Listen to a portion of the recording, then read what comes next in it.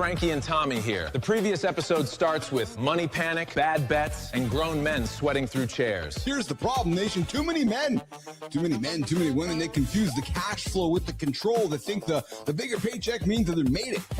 But if every dollar has a job before it hits the account because you've already spent it, you know how it is, right? You're making, but in the back of your head, it's already going, it's going. Congratulations, you're not actually wealthy. No, you're just a high-paid hamster with leather Louis Vuitton shoes. That hamster makes adult money and still checks his account like it's a horror movie trailer. We do run it, if not. Hey, really, God damn it. I had some fucking options that fucking expired. Jon watched $7 disappear like a paycheck after rent, groceries, and one stupid tire light. I was hoping this was going to happen during the options. God Okay, so you know what? Had you been there, you would have made. I don't know where you're at, but their stock dropped yesterday significantly. I think 20. Well, I was going to say because the first news about the electric car fucking crushed my options. But I thought, well, once it gets released, but I think so one way or the next, I was screwed. Yeah. Isn't it fucking crazy how that you just look at $7 just disappear out the door? Yes. It's like a fucking horse bet. That horse took so long, Jon aged 2 tax brackets before it lost. Well, that's exactly it. It took a long time for that race to get around the track. The story today is why are men who earn the most money financially sad? Well, I was going to buy the car. I was like, okay, here's the car price. And then they started telling me what it was going to cost to own the thing. I was like, holy shit. That's my struggle with shopping for an airplane right now. It's like, fuck, are you kidding me? Jesus Christ, this thing could be sitting in a fucking hangar. It's going to cost me $1,500 a month. Owning a plane sounds rich until the hangar bill walks in wearing steel toe boots. Right? What the fuck, dude? I'm not ready to use this thing. It just doesn't make sense. I'm starting to look into a chair. Do you know what it's like to feel good? That question hit every guy over 40 who needs 3 noises just to stand up. Most people don't know how bad they feel till they finally feel good. Is this you? Have you ever felt good? Well, I can promise you this. If you're not putting effort in to this whole equation, you are one of these people. Is it because it's so, I'll use easy to do crypto? Is that what it is? Yeah. So what happens is so you'll get and I'm sure you've gotten this, Keith, on LinkedIn where, hey, I'm really impressed with your profile. Yeah. Can we, I'd like to learn more from you. And it turns out that, I work in jewelry and somehow I'm Chinese. They're always Chinese women. They're always in the images, right? Yes. So they want to get you off of LinkedIn to WhatsApp. So anytime they want to get off whatever platform you're starting on to something else, it's a scam. LinkedIn to WhatsApp is not networking. That is your wallet getting walked behind a dumpster. Dude, I just had a lady send me a message on WhatsApp. It's a big brick about all this impressive shit about me. And I'm like, my response was very simple. Do we know each other? That is the last sane sentence before somebody named Linda Crypto steals your vacation fund. Well, not directly. Block. Right.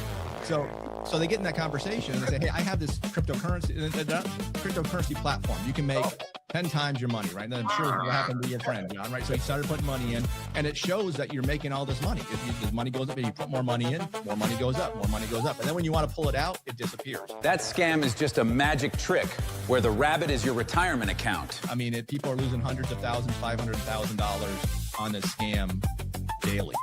Oh my God. I'll share, I've shared this with Jon previously, Darren, and it's a really sad, and we have massive catfish up here. Johnny, you want to bet? There's catfish racing now available down somewhere in the United States where you can go and bet on catfish in a fucking, dude, you can bet on anything these days. Some guy is sweating a same-game parlay on 2 catfish with commitment issues. So think about it. They set this structure up.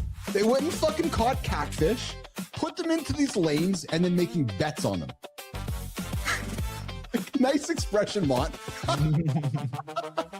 Yeah, Jon has no clue what to fucking say on this. I just think to myself, why? I mean, Jesus Christ, with the amount of effort that's put into that, you could do something and make money that would actually be helpful to humanity. Dude, that's why I find these things, because I feel like you and I have the same brain set with that. Right. Like, look at all the effort. I mean, who wakes up and says, let's go to the catfish races? A man with no plans, 3 beers, and a cousin who owns too many buckets. Well, who wakes up and says, hey, Darren, let's go start a catfish race. Let's go find John and go catch some catfish. Let's put them in. Like, seriously. No, there's niches for everything, right? I guess there is niches for everything. Hey, brother. And the worst part about it, there's some sort of hustle behind that. Yeah, boy.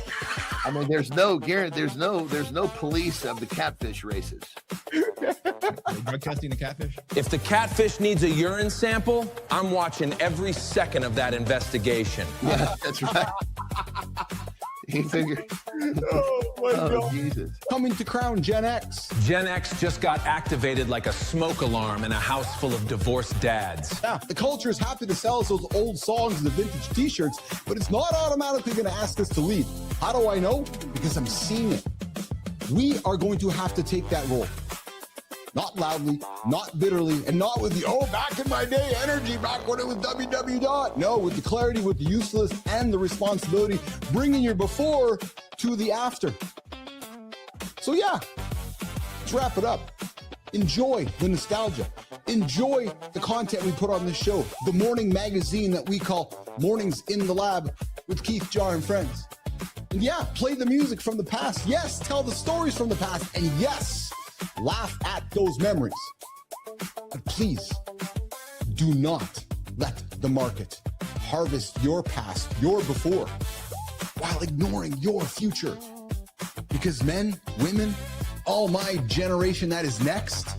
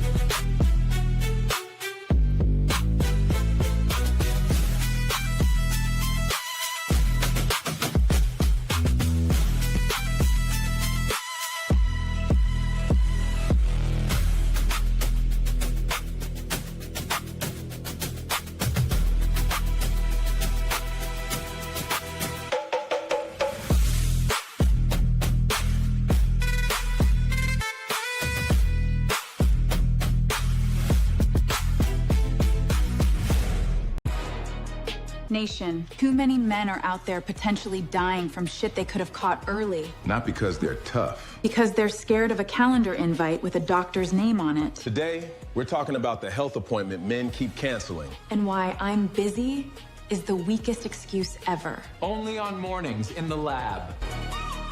good morning, nation. Good morning, good morning, good morning, good morning, good morning, good morning, and welcome back to Mornings in the Lab with Keith, Jon, and friends. Your live morning show for real talk, motivating content, and big conversations. Hey, Jimmy, you got a choice in life, no dick or dick growing on your arm. What are you choosing? Hey, did you guys know that you guys can lose your memory after going for a dump? Yeah, I learned that from Kai this morning. I'm the junior dinosaur. I'm the little T-Rex with the little arms. Yeah, there you go. Dwayne is absolutely a baby boomer. Dr. John's the bullshit professor. Kai's the shit professor. Brianna, you're always teaching me, man, every single Tuesday. Nation, you will not find this kind of knowledge anywhere on the planet to start your day other than Mornings in the Lab with Keith, Jon, and friends.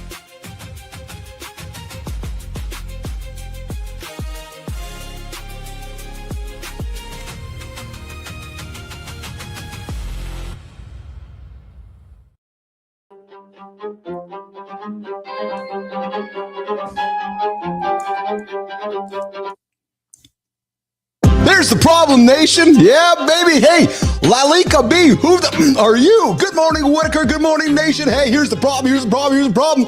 When's the last time you went to the doc?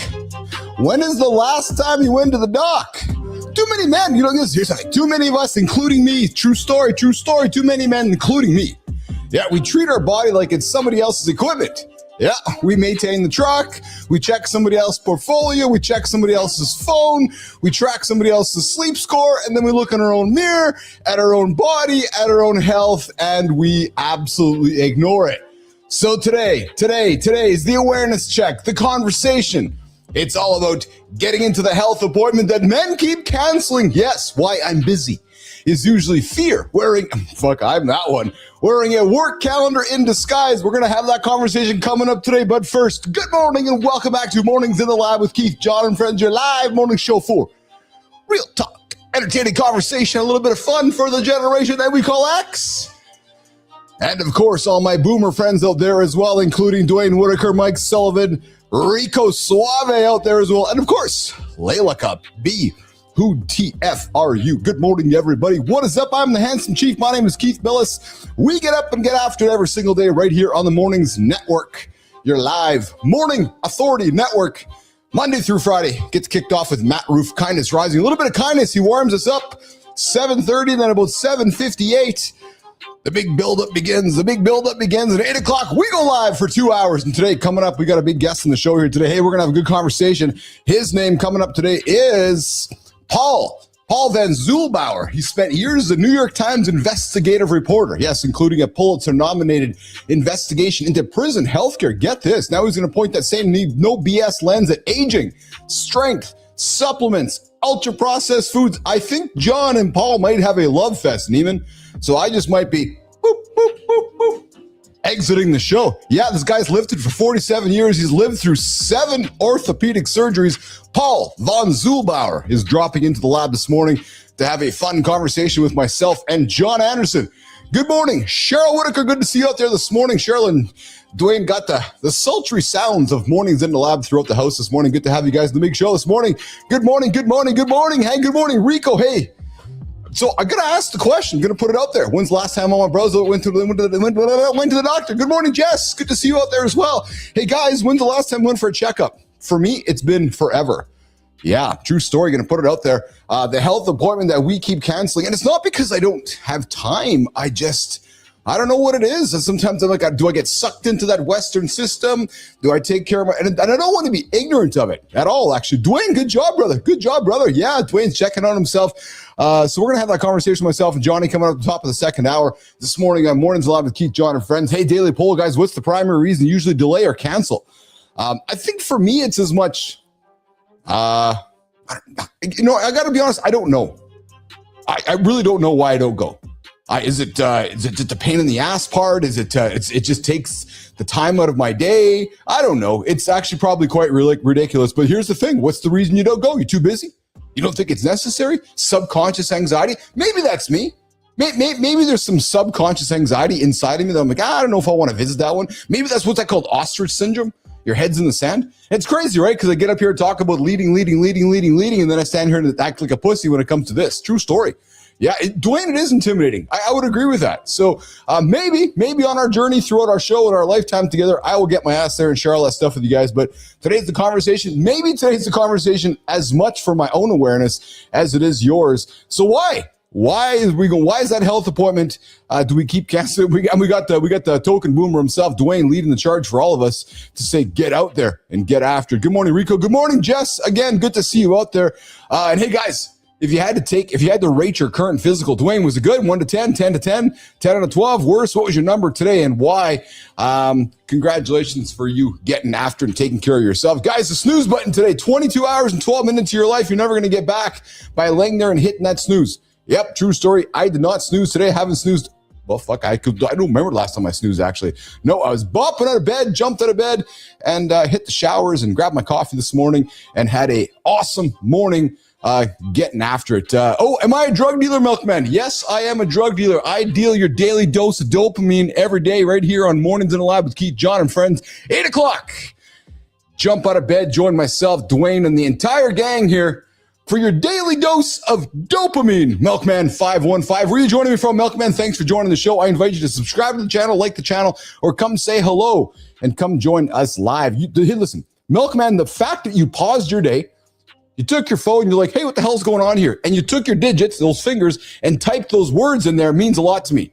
That means you intentionally said, hey, I want to talk to this dude. So thank you. Thanks for taking some time to engage with me in the audience here as well. And there's Cheryl talking about the token boomer. Yes, Dwayne is so good taking care of himself, which is unusual for men of color. Oh, interesting. I did not know that. Cheryl did not know that. Yeah, so interesting. So Dwayne is so good taking care of himself, which is unusual for men of color, by the way. So Cheryl, true story. I didn't know that. Is that stereotype, stigma, fact? That's fascinating to me. So anyways, all right, some of the topics, guys. Hey, here's a question for you. If you knew you were dying, if you knew you had a death sentence, and not to be negative, but if you knew you're like, hey, I got a year to live, I got 3 months to live, would you start writing your book? Would you start telling your stories? Would you start leaving your story behind? Well, hey, we're revisiting Eric Dane. Dying made Eric Dane more alive than you are right now. Yes, he is. He wrote a book as he was passing, and we're having that conversation today as well. We got the Milkman back in the comments. Milkman, what a shaking, brother. When the earth is upside down, how come the water doesn't fall off? Oh, that's the question of the nation. We've got the question of the morning, courtesy of the Milkman 515. Jimmy, how do we deal with this question? Here's how if the earth is upside down, how come the water doesn't fall off? Man, that is the most provocative question of 2026. Hey, there you go. Question of the day from Milkman 515. Yes. Hey, Milkman, no, you can't call me because actually you can't. No, I don't know if you can call me. Anyways, we do have a phone line here, but the phones haven't been working lately since Lady Drew left. So, so I would say follow me. Hey, so men, ladies, I would not go skiing with your man. No, because you might not make it off the ski hills. Yes, true story. We got that one dropping this morning. And a bunch of other great conversations as well coming up this morning on Mornings in the Lab with Keith, Jon, and Friends. And as we get into it, you know how we get started, guys. We start every 24 hours with something we call the Morning Loop, because the Morning Loop is going to start right now. Good morning, nation. We interrupt your coffee with a flash report from Mornings in the Lab. Breaking news. Jimmy got a new job. Jimmy has accepted a position at Joy, not Cheryl's show. The other Joy chief was talking about. His official title is masturbation consultant and AI porn generator expert. Which sounds fake until you remember Jimmy's resume already looks like a browser history apology. Somehow, he already has a 5-star review at his first consultation. I just hope he doesn't forget me. I could be the leading man in one of his porn stories. Preston, nobody asked for 50 Shades of Blame Jimmy Part 2, The Moist Awakening. Fair. Get your coffee, hide your tabs. Let's start the morning loop.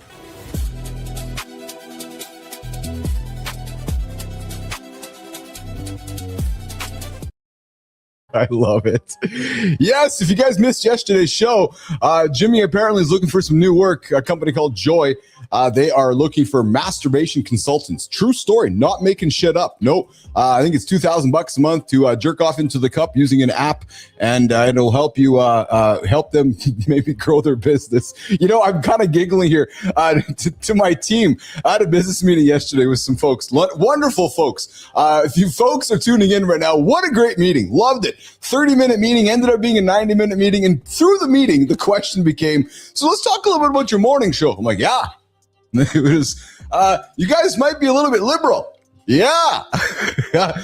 Even so, we're not going to talk politics, but we're going to use some words. I consider myself a capitalist, a conservative dude who likes to make money and run a good business. But yes, you could tell that we're very liberal here with the conversations we have on our show. So, and the interesting thing was, it was taken in effect of like brand fit and continuity and how it all fits. And I was like, hey, you know what? We have our views.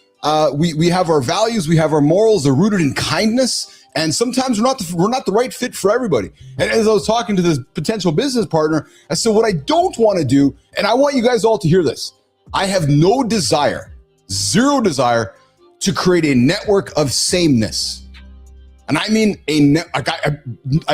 this is not, if we have to have all the same shows to appease all the same sponsors, to appease all the same people, to become a bunch of homogenistic vanilla people, fuck, see you later. Bye. No, so this is what we do. We have conversations others don't have, and everybody's welcome here. So that's what we do. And I love everybody from faith. I don't care what faith you have. I don't care what skin color you have. I don't care who you have sex with, frankly. True story. You're welcome to the big show we call Mornings in the Lab with Keith, Jon, and friends. And either you fit or you don't fit. And I'm totally okay with that. And I know you are as well. All right. Hey, listen, I didn't get this one yesterday. I got to put this on the table quickly. To all my hockey fans out there, and you guys all know from Canada, who had money on the Vegas Knights going to the Stanley Cup final? Jimmy, let's run this one quickly before Johnny gets into the lab. Vegas just swept Colorado, the President's Trophy champs. That's not an upset. That's a message. We're the problem. And their captain refused to touch the conference trophy. Superstition? Or just saying, we didn't come for the appetizer? Also, their goalie looked like a brick wall with Wi-Fi. Everything Colorado threw at him got connection refused. Vegas feels inevitable. Yeah, so I had to put this one up here because so I'm a proud Winnipeg Jet fan. Love my Jets. And there's been a lot of humor and joking, but about the Knights. They fired their head coach with 9 days left in the season, and now they're in the Stanley Cup final. Something to be said for that. Hey, Milkman, no, I don't agree with you. Milkman says liberals should be deported. I do not agree with that at all, actually. No, I don't. Let me tell you why. Because I don't agree with a homogenous world. I do not want sameness. Right. So I invite different points of view. I want to be curious. I want to learn. I want to know what you have to say. Right. So if you deport all the people, we're all going to be in the same tunnel and we're all going to have the same issues, the same. It's just I don't like that, frankly. I want to have curiosity. Milkman says, I seen the Canadian Air Force fly by. They shit on my car. No, Milkman, there is no Canadian. It's one airplane. Milkman. Yeah. It's one airplane. So Air Force, no, airplane. Milkman. We got Sullivan. I love capitalism and free speech. Me too, brother. I'm all about that, man. I'm all about capitalism. I'm all about free speech, and I'm all about having fun, creating innuendo, and not offending anybody. Actually, offending the people that want to be offended. Yes, Milkman. Exactly. I know. I'm telling you, man. We got one submarine and we got one airplane, and we call it the fucking army. Nope, that's not what it is at all. At all. All right, hey, listen. I've teased this one a little bit along the lines here as well. And I grew up in the UFO era, and I know you guys did as well. And I wanna put this on the. Hold on a second here. I just got a message from Johnny here. He's there. He is there. Yeah. Cool. Johnny's running a little bit behind. He'll be joining us in a few moments. So I've been putting this one on the table a lot lately because no, I'm not from Alberta. I'm from Manitoba. But Milkman, I know what's happening in Alberta. Yeah, it's there's separation discussion. Maybe Alberta becomes part of America. Here, listen, here's the thing. Y'all want to know my point of view on all this? Ears up. I just want economic certainty. I don't like having a dollar that is 40 cents less yours. I don't like knowing that my country is not protected. I'm a fan of my friends in America. I love my American friends, regardless of what color, stripe, or where you're from. My whole career has been in America, living up here in Canada. So no, I'm not from Alberta. I am here from Manitoba, but I got nothing but love for all my friends in America who I consider very closely cousins, brothers, and sisters. So if we ended up being all in the same, frankly, I got no problem with that. Nope. I'd love your security. I'd love your military, and I'd love American dollars. So to all my Canadian friends, I'm sorry, I'm not trying to offend you. Listen, I love my Canadian sovereignty, and I love my Canadian values, but I got to think, to those that are living in California or those that are living in Maine or different places around the States, we all have our own values and cultures, and I think the same thing could happen up here in Canada if Canada and the U.S. became a joint entity. So there's it is from the Handsome Chief's point of view. If it happens, it happens, and I got no problem with it at all. And that, don't take that as this whole, Keith's the anti-Canadian. No, I'm not actually. I'm not anti-Canadian. As a matter of fact, I fucking love Canada, but I'm also a business dude. And the economics of Canada, when you look to the future, I don't know how well they work. Thank you, Jess. I appreciate that. We'd love to have you, Keith. It's so kind. So if Keith gets kicked out of Canada, he's walking his way over down to hang out with Jess of Yule along the way. All right, UFOs. Thank you, Jimmy. No opener for that one. So guys, there has been, Jimmy. How about the CIA DNA alien hybrid claim? Yes. So no, let's not go there. Let's start with this one first. So we grew up, all of us listening to the show right now, we've been growing up with UFOs. Well, now there's an ex-UFO advisor. Yeah, true story. Good morning, Holroyd. His advisor, Hal Puthoff. Hey, Kai, we should get Hal on the show. True story. Hal Puthoff. He claims the USA has recovered. Speaking of Canada, Canada couldn't find a UFO. Canada couldn't find a UFO if they fucking looked for it. We have nobody to look for it. So listen, Hal Puthoff, he claims the U.S. has recovered remains from 4, not 1, not 2, not 3, 4.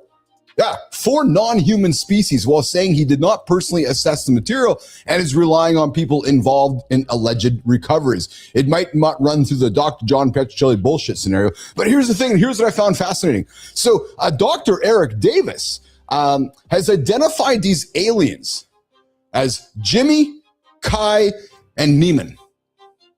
Yeah, true story. I'm just telling you what it told me here. All kidding aside, apparently the aliens were named Nordics, Greys, Insectoids, and Reptilians. Yeah, so I don't know what to tell you, but every single few weeks we still get these words about aliens and UFOs. Apparently they shot down a UFO a few years back. 4 Navy pilots shot actually down a UFO that they tracked for 90 minutes. So hey, like I said, while we're paying attention to everything happening over there, there is absolutely something happening over there. You know what's happening over there? The man of the hour, his name is John Anderson. He's joining us right now.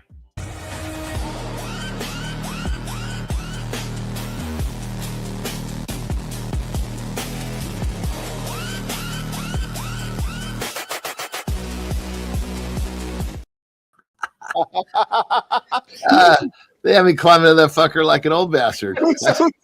But you know that realistically, that's probably the way I would have looked. I think so too. How are you, brother? Good to see you this morning. Good. How are you? Sorry I'm late this morning. No, that's all good. That's all good. That's all. Talking UFOs and aliens, man. Talking UFOs and aliens. Good morning, Milkman. You have a radio voice. Did you go to school for that? No, I just talk a lot, and all of a sudden it just sounds like this. So thank you for the compliment, Johnny. I've been really curious, and truthfully, actually, I've been kind of wondering how the conversations have been happening in your house with the Monroe friends. Oh, yeah, it was fun. Yeah. Yeah, just a lot of conversation about, kind of beyond the skin. Well, that's what I mean. Like, I was seriously thinking about it yesterday. I was looking at my deck and thinking, okay, so if I was sitting out there with John and their friends, like, just kind of, I think having conversations that are actually outside of the box, right? Like, seriously outside of the box. Yeah. Yeah. It's like, and, it's like how would I say? We drop little pearls here where we're trying to get someone to kind of think a little differently. Yes. But imagine if that pearl turned into a conversation. Yes. Yeah. I like meaning that the other side, had equally or more to say than you did. Yeah. Yes. Yeah. Well, that's what I mean. I was sitting back doing some work yesterday, looking at my deck where we like to sit, and I was thinking about just kind of imagining the kinds of conversations, the kinds of depth. Like, I love a deep conversation that gets the brain thinking curiously, just like we have on the show here, right? And that's cool. So they gone? Are they still with you guys today, or what's up? Yeah, they're had to move. They were actually going. They were hitting us between, between their. I don't know what you call the fuck that when they teach. I don't know what you call those. Not a seminar. Okay. Yeah, whatever. Yeah, sure. Yeah. They kind of travel around, hit all the different places where the Monroe Institute is set up. I got to tell you, man, I had a business meeting yesterday. It was supposed to be a 30-minute business meeting. It ended up being a 90-minute business meeting. And you and I, Keith and Jon, like air quotes, Keith and Jon came up. Like the Keith and Jon that are here, not the Keith and Jon that have business meetings after. And you know what might have to happen in the future? You and I might have to go to a business meeting in the future together to convince people that we're actually smart. Because the guy's like, so I tuned into your show in the morning. I'm like, yeah. And he says, not really sure, but the kind of conversation. I'm like, yeah, that's what we do here on the show. It was hilarious, Johnny. I'm being cryptic right now, but it was that uncomfortable comfortability of, oh, you guys are unique. I'm like, yes, we are. So the question comes down to this then. When we walk into a room, we sit down at a board table and, yes. One of these things. The question is, how are you going to feel when these fuckers keep looking to me to make all the decisions?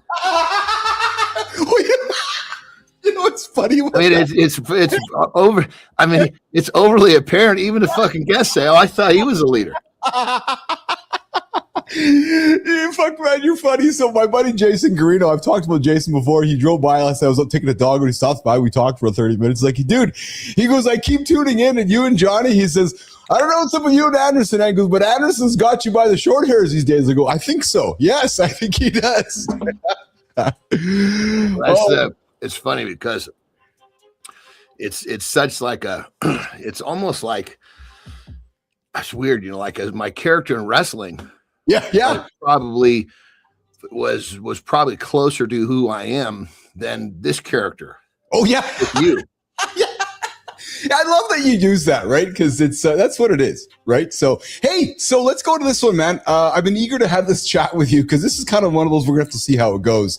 The UFC, brother, in a couple weeks from now, they got that big fight happening in at the White House. I got some pictures, I got some topics. I want to talk about it.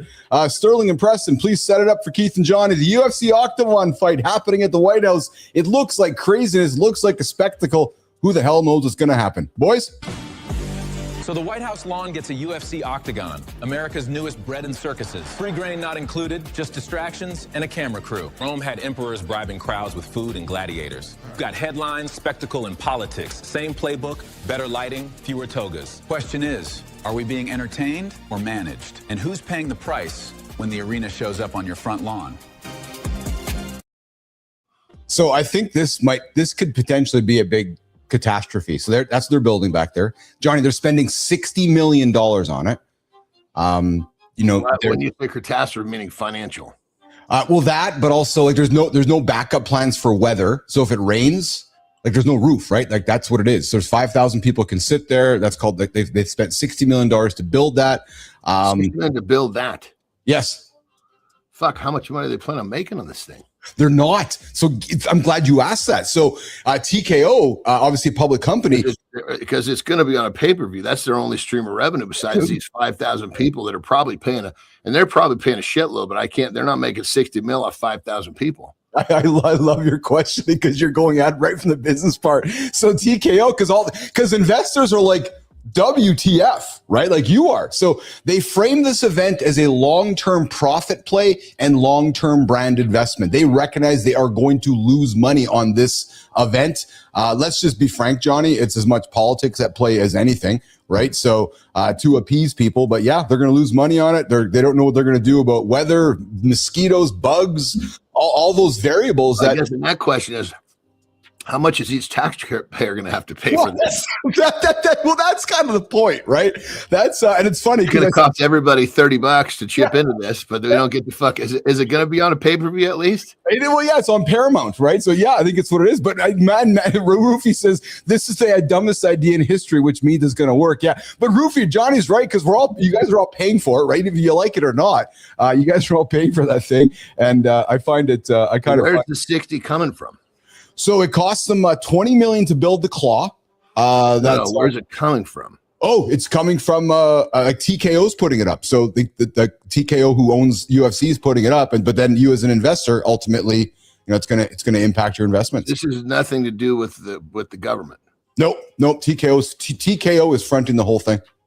Well, that's good news. Yeah. So fascinating. So we'll have to see how that goes. But John, a question for you. So because you've spent time in the ring. I'm not sure if you've ever given this any thought, but the idea of bugs, mosquitoes, flies, the guys in the ring, are they concerned about that? Or because if you're trying to fucking fight me and punch me, there's this fucking mosquito buzzing in you. Here's the thing. Is that true? Whatever's in my way is in your way. Pardon me? Whatever's in my way is in your way also. Oh, yeah. Okay. Yeah. It's an even playing field. That's all anybody gives a shit about. That's fair. But do you think that's a variable or not? Or like, that's just people talking, like bugs. And I'm being serious. Like, do you think it's an issue? Because Dana White was even talking about it too. He's like, bugs and weather could be variables. That's why I don't think he's talking about the fighters, though. No, he is actually. Yeah, he's talking about the fighters. He's like, his comments were, I don't like stadium fights. I don't like outdoor fights. They're doing this because of the president. But okay. Well, yeah. I mean, he's obviously trying to protect the environment of his fighters, his things. But I think, it comes down to it. When you start getting paid as an athlete. Yeah. You're making business decisions. Yeah, that's fair. That's fair. 100%. In the early part, you're fucking fight in the backyard or do whatever you do in a backyard because you love it. You're trying to get paid. Yeah. But then at a certain point, it's like, okay, it's risk versus reward. Yeah, I got to deal with this. You know, it wouldn't surprise me if I mean, it would be a smart idea if people are fighting in environments that are a little bit like, for example, in strength. Yes, we'd be like, when we would see an environment like, this is not fucking safe. Okay. Okay. Yeah. So we would say, we would kind of lobby, so to speak. Yes, of course. Take this out or compensate or, something. Yeah, that totally makes sense. That totally makes sense. Holroyd says, are they going to take another shot at the Orange Man on live TV to create more controversy? Yeah, they just might do that. I tell you, it's going to be interesting. It's going to be quite the spectacle. I'll tell you what's also a spectacle. Dude, you know what I did fucking yesterday? Tell me. God damn it. I'm still fucking I'm reframing this and then it comes back to get me. Reframe it, comes back to get me. Yes. So, I've got a gambler in me, right? Uh-oh. So, I'm always having fun because I like to gamble. It's fun, right? But I have to do it in environments that I can somewhat stay controlled, Yes. In a casino, there's something about that. It just, the smell of it makes me want to do bad things. I walk in a casino, I can just smell the evil, Anyway, so I play options, right? Yeah, I know you do. Yesterday, God damn it. I just wasn't fucking paying close enough attention. I closed out some fucking options. Uh-oh. And I made $5 grand. Yeah. No problem. Okay, cool. Yes. Closed them out. It was probably 30 minutes before close. Yes. And I even went back to fucking usually when I close, I'll actually close that the actual chart. So it's like, okay, I'm putting that behind me. Yeah. Fuck. The place that I got the fucking tip from, I get a fucking message. Hey, you get this shit? I'm like, oh fuck, what happened? So I go and I look, I closed it out one fucking day before I thought earnings were. So I missed a fucking 12-pounder. That would have been from 5 to 60 something. Yeah. All because all I had to do was look down and realize that the fucking earnings were in about 30 minutes. Lost track of the day. Like, you dumb fuck. God damn it. So I've been stewing on that motherfucker. God damn it. But the frame is I still made $5 grand. Fuck, what are you gonna Oh, it's funny, right? Because my investor every now, so I play options and puts too. Every now and then he'll send me a text like, hey, dude, take it off the table. All of a sudden, $3,600 here, $5,000 here. Like these little things, right? You start doing that multiple times, and that's what a lot of folks who don't play options or puts don't realize. You take $5 grand here, $5 grand there, $3 grand here, $2 grand here, and next thing you know, at the end of the year, you're like, okay, you made $278,000. Oh. And you didn't even realize it because every single message came back at a few grand here, a few grand there. That not really paying attention to it, right? So yeah, 100%. And on this one, what I fucking should have done had I realized earnings were there, I should have just taken my money, evened up, and then fucking pow. Yeah, and it was just the literally, I hate to say misunderstanding because it was real stupidity. Yeah. I should just look a little closer. Coming up, Paul Van Zulbauer spent years as a New York Times investigative reporter. Johnny, we're talking aging. Yeah, we're talking longevity. I think you're going to have a great conversation with Paul. I think I might just leave, actually. No BS lens at aging, strength, supplements, ultra-processed food, and the longevity industry's favorite trick. Realistically, brother, I only need you here if he's talking technology. That was good. God damn it. Turning fear into subscription. It's all your language. See you guys later. Why do I think that Keith and Jon going to a casino in Vegas might be dangerous for everybody involved? I'll tell you what, I'm not fucking bringing my wallet, not bringing credit cards, nothing. That's where fucking next, because that's where my addiction doesn't care how many zeros I lose. It just wants to take them all. Dude, I'm right there with you. There's no way to replace it. You can't go back in time and unlive that one big fucking bet that you were so sure you're going to win that you lost. So during my Vegas journeys after I sold ICUC, I discovered how markers work. I'd never learned that before. So I ended up one day like, hey, do you want a marker? I'm like, oh, what's that? So they teach me how a marker works.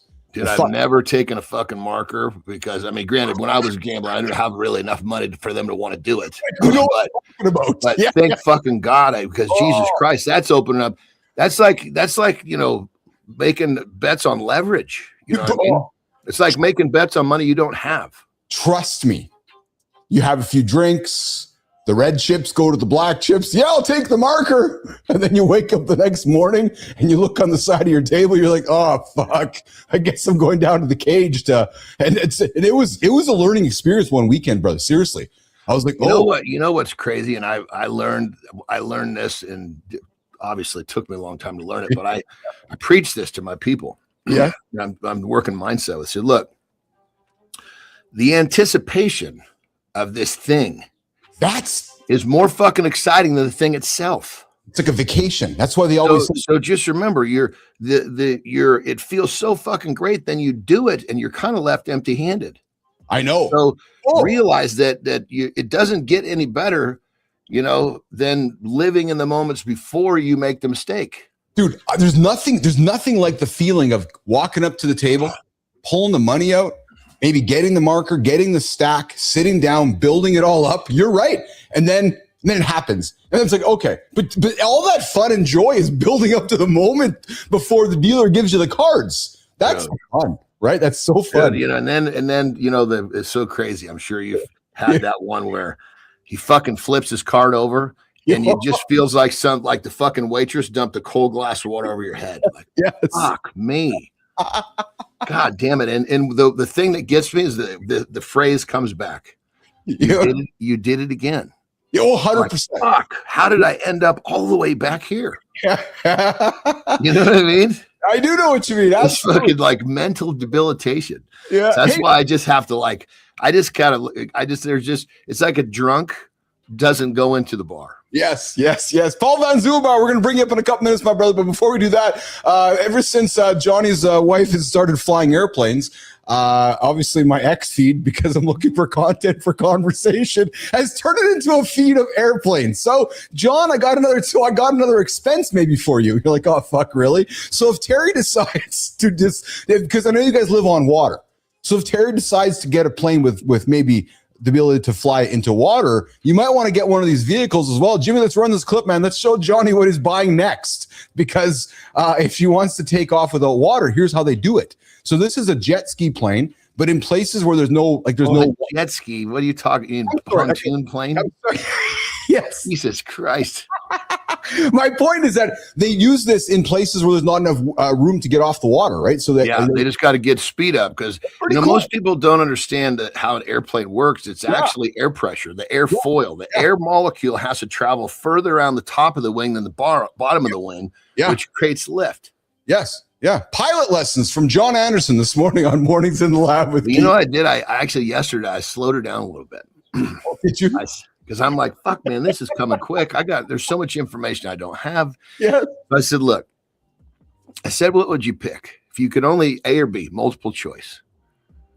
Do you want your snow cabin, or do you want this airplane? She's like, shit. Like, I'd have to pick the cabin because it's for everybody. Yeah. So I slowed her down a little bit. There you go. I love it. So I said, look, we're just talking order here. Yes. It's not one versus the other. It's we can go in an order. Well, because you know what happens next. Hey, John, we have the cabin. I could fly everybody to the cabin in the airplane if we had an airplane. Well, that's part of what I'd like anyway. Fuck, man. 100%. If I fly into Mexico or fly to the cabin, that airplane makes a lot more fucking sense. I'll tell you something. Maurice, he does not fly in the same plane with his family.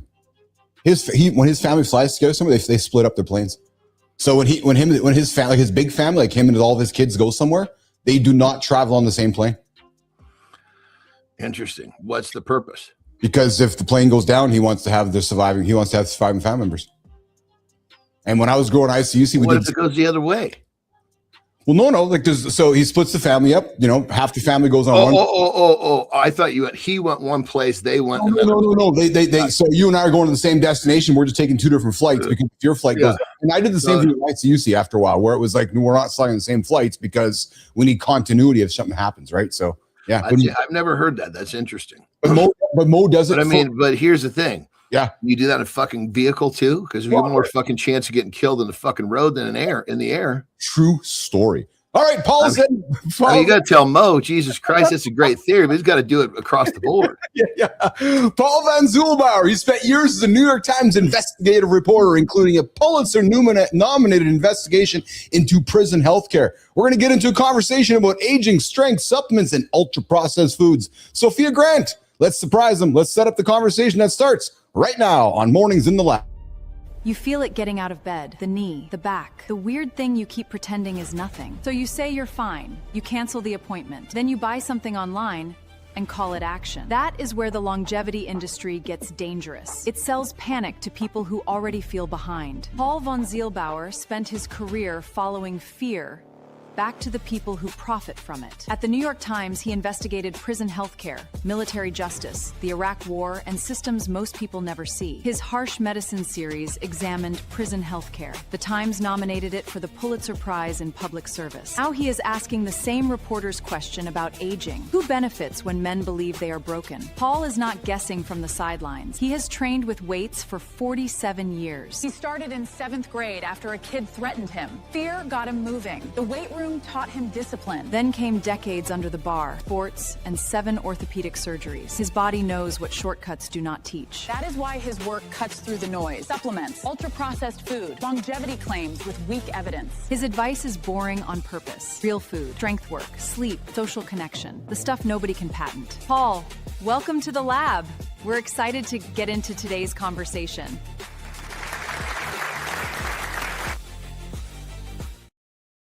Johnny, I think Keith's getting out of here for this one. I suspect we're going to have a fun conversation this morning with Paul Van Zulbauer. We're talking aging. We're talking a bunch of bullshit.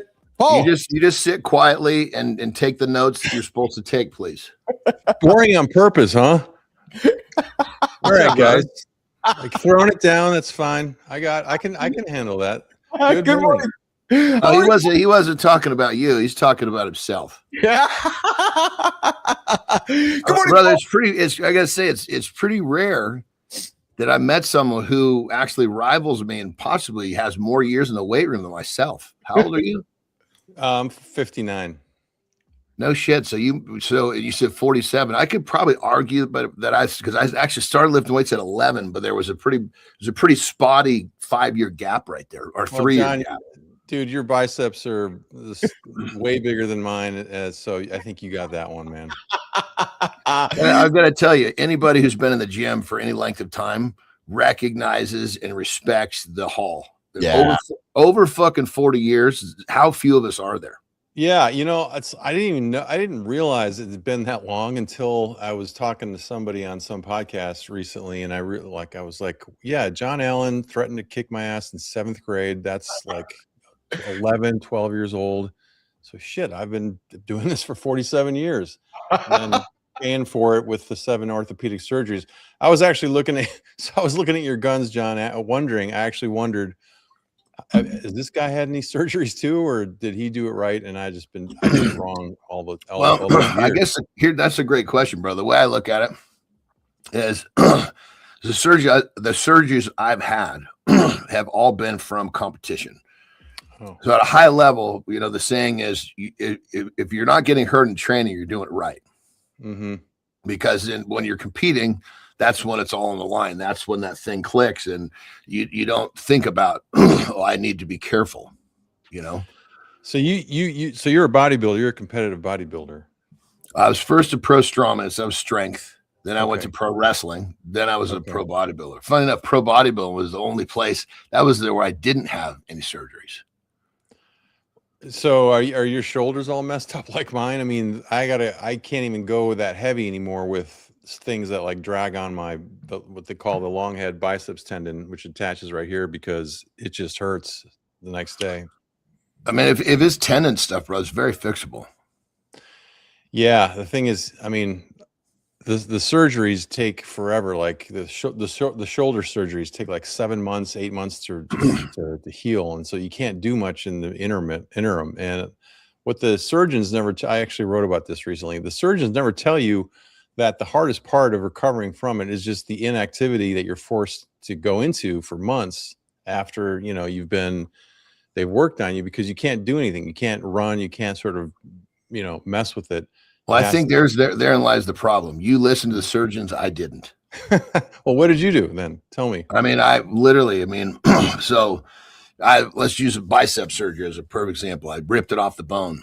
Supposed to be in a sling for 6 weeks post.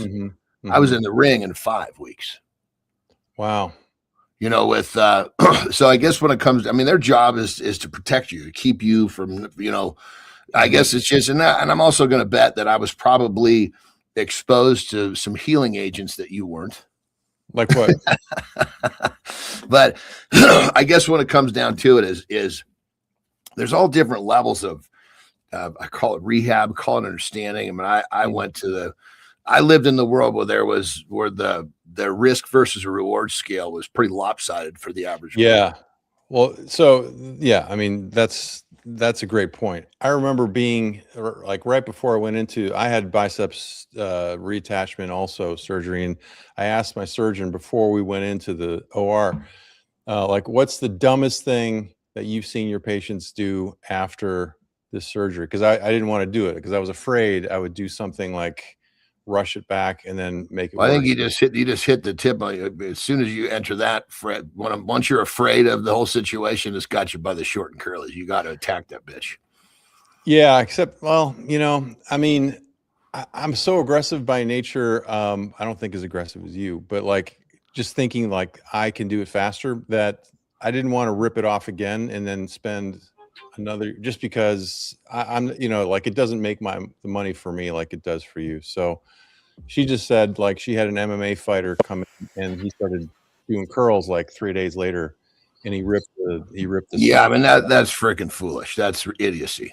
So here's a perfect example. And I have my bicep reattached. So it's like, look, doc, I got a tour I got to be back on. I need to be in the ring, because he explained the timeline. I said, okay, that's great, but that's not going to work for me. I got to be in the ring before that sling's supposed to be coming off. So we're going to make a little alteration on what you're going to do. You're going to pull that bicep down. And of course I'm not ordering him around like a little bitch, but he was a cool guy. So we're having fun, I said, you're going to pull that thing down. I said, because he talked about all the possibilities, because when I get fixed, there's, which method are we going to use for what I plan to do after the surgery? Yeah. So he's like, well, we're going to drill a hole here and we're going to pull the tendon through and blah, blah, blah. I said, okay, when you do that, and I was asking, can you put like some sort of a stop on the back so that tendon can't pull through? He goes, yeah. He goes, I can put a button on the back side of that thing. Yeah. Yeah. So, because he knew that I was going to be literally, what we were worried about was me lifting people over my head, with a goddamn bicep that was, sick, just literally short of 6 week surgery. Yeah. So point being is that, it's the surgeon's job is to fix you, but also make sure that you are really, really concerned. It's like your lawyer. Yeah. Your lawyer is going to keep you so fucking, it's like your brain. They're all designed to keep you from getting yourself in trouble again. When the body's more resilient, you can push harder and blah, blah, blah, blah. But either way, agree. I would suggest that if you do have if someone's holding you up now as tendon, it's very fixable, brother, or rehabable, I should say. Yeah, that's the thing. It's like I got, it's like tendinopathy, where it's like it's frayed, but it's not ripped. So you just have to, rehab is actually a possibility. Have you used any peptides for this? I've tried BPC 157 peptide. How much you're using, and how long did you use it? I used it. Well, actually, I used it on my knee because that's the other problem. Like, there's a bunch of problems going on. You still use like in the past tense or current? Past. So I stopped a couple of months ago because my caregiver was telling me like 5 days on, 2 days off for a few cycles, and then take a couple months off, and then you can restart. So let me ask you a question. This caregiver, do they have they had like personal experience with peptides at with your severity of a problem with that minuscule of a cycle? No. So, simple question: why would you listen to a person who doesn't have the authority to give you advice on something like that? Well, she's a medical professional, so I'm listening to her, and she's got a peptide source that is high quality enough, because a lot of people may not know. I mean, it sounds like you do that. Research grade. I'm in the business, so I understand everything you say. I'll understand. Yeah, well, you know way more than I do. But what I'm cautious, because you don't know what the end game is with peptides. It's an exciting field, and it sounds like, and the evidence suggests that, these could be really helpful, but you also don't know what's down the road 10 years by taking short chain amino acids, So I'm just being conservative on that front, because I got a 10-year-old Well, there daughter. we go. I mean, I think we've kind of established the deal. The conservative nature as a whole is what's probably keeping you where you are.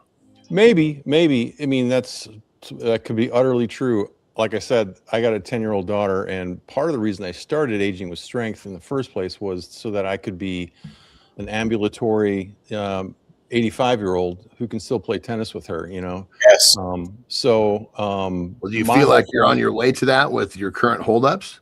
Yeah, I do, actually, to be honest, because it's one thing like that. It's a really interesting question, because on one hand, I feel like compelled to be strong physically, but strong in other ways too. Because if you're strong physically, but your emotional life's messed up, or your social life is zero, or your nutritional life, etc., it's like that's not holistic strength. So agree with you, brother. 100% agree.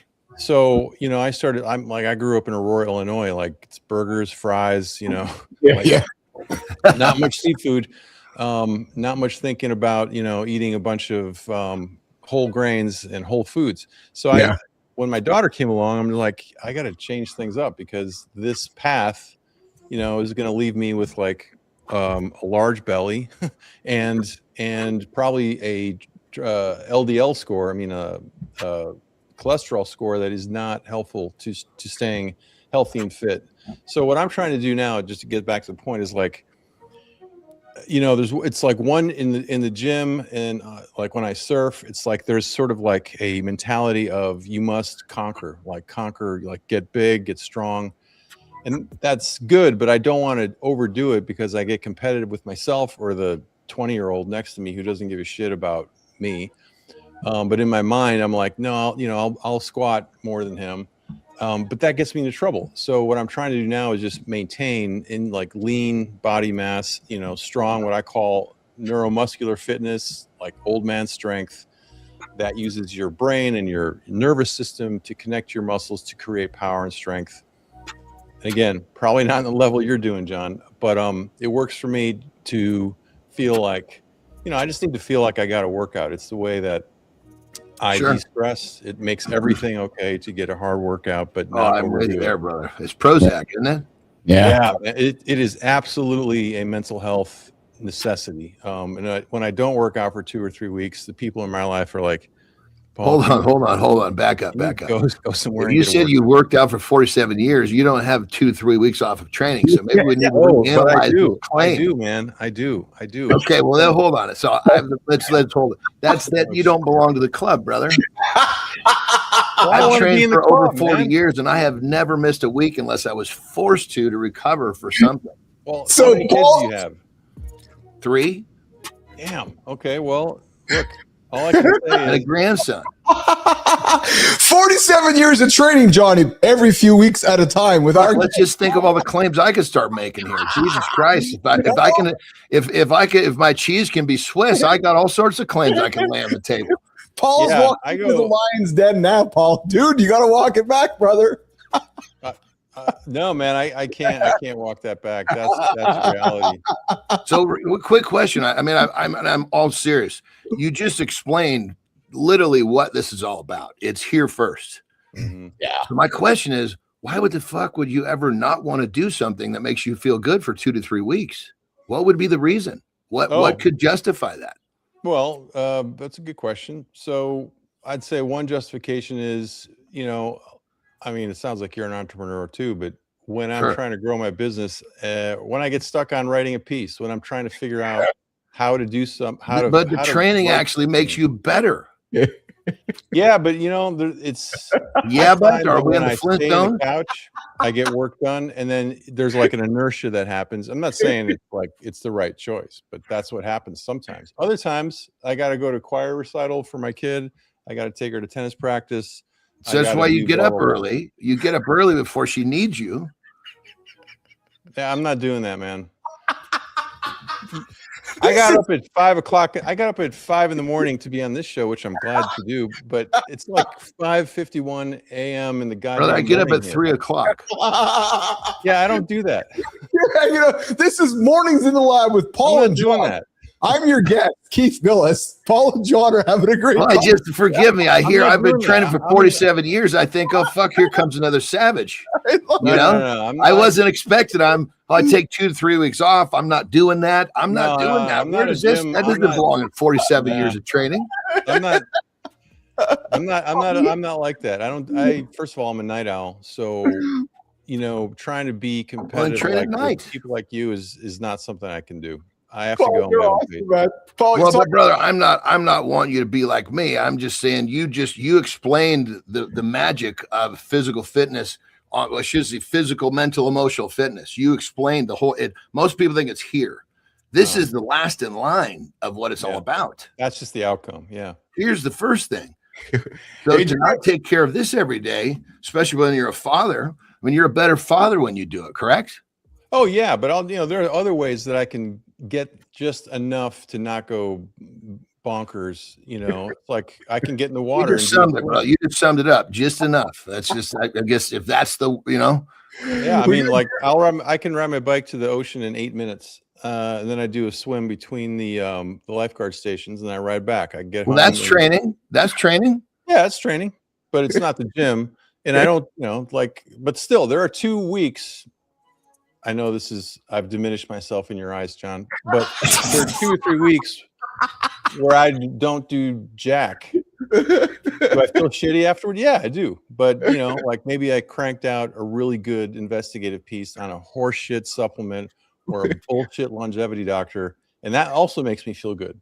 Discovering new segments this morning on Mornings in the Lab, guys. We bring the guest in, and Johnny rides them down the river and just rides them off. Well, but listen, I want to clear the slate here. My man is like fucking light years up the fucking totem pole compared to most people. 100%. It was my interpretation of the introduction. So I want you, brother Paul. I'm not trying to beat you down. Obviously, having fun with the situation. But it was my really strong interpretation of the claim of 47 years of training.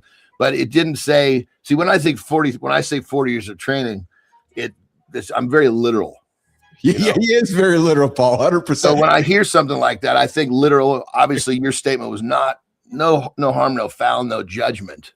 No, like I'm not saying that I've been in the weight room every week for 47 years. I'm not saying that at all. I'm saying I started at 11 or 12 and I'm 59. Yeah. And I'll fall on the sword. My wrongful interpretation of the intro. Yeah. Like I'm not.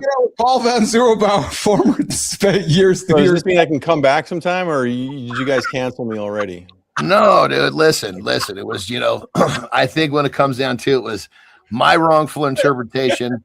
You literally, the fact that you understand that training is the exercise, what do we want to call it? It's you understand most people have no clue of that. Puts you again in an elite group. Well, that's an interesting point. It's one of the things I learned actually, Jon, when I started Aging with Strength is that, like, good morning, Darren. Most people don't have any idea how to get in shape if they don't have a history, like, I mean, my audience is 45 and up generally.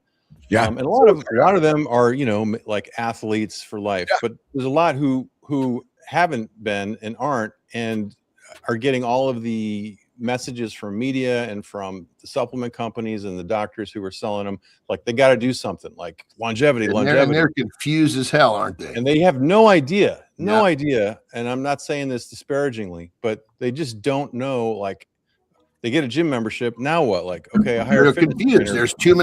There's too many choices on the fucking, and it's not A or B.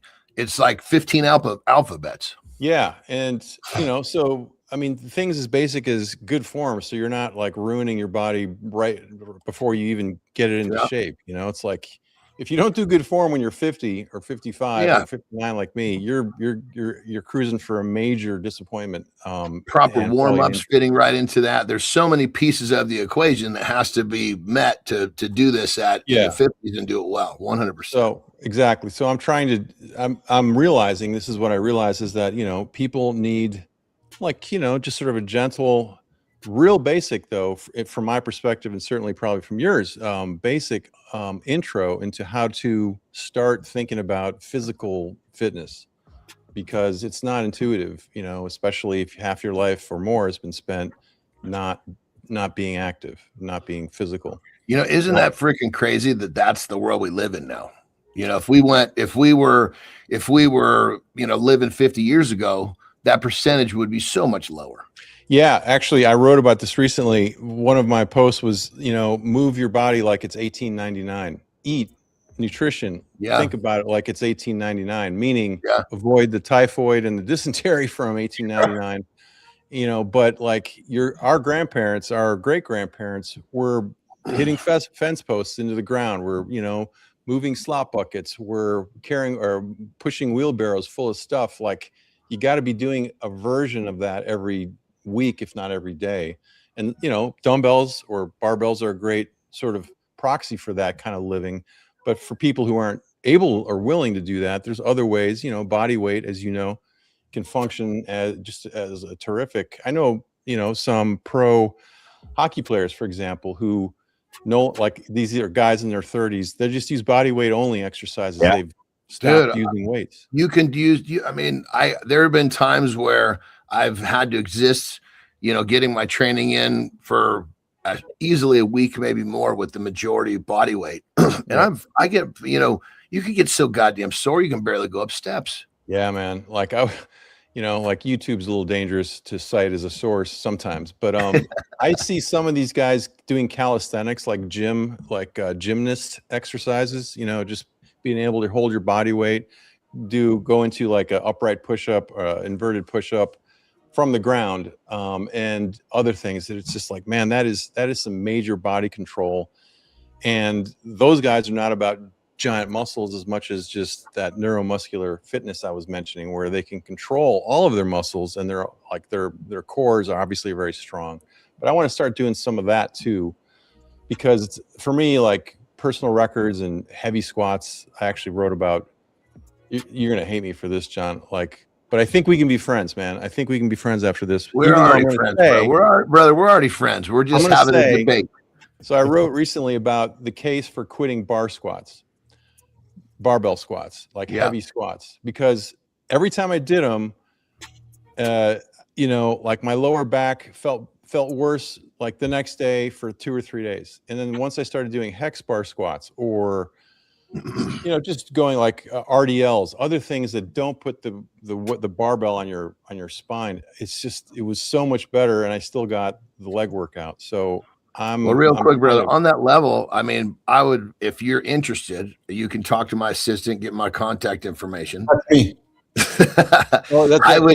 I would be, I literally, what you're describing with back and squats, I fix all the time. It's just a technical thing. It's a very developed technical thing that most people have never heard or seen. And what you're describing is exactly what I fix. So I'm happy to share that with you if you want to reach out. I'd be interested to know about that. Yeah. Yeah. We literally start, just so you understand, we start with the lesson. It starts off with a broomstick on your back and a chair behind you.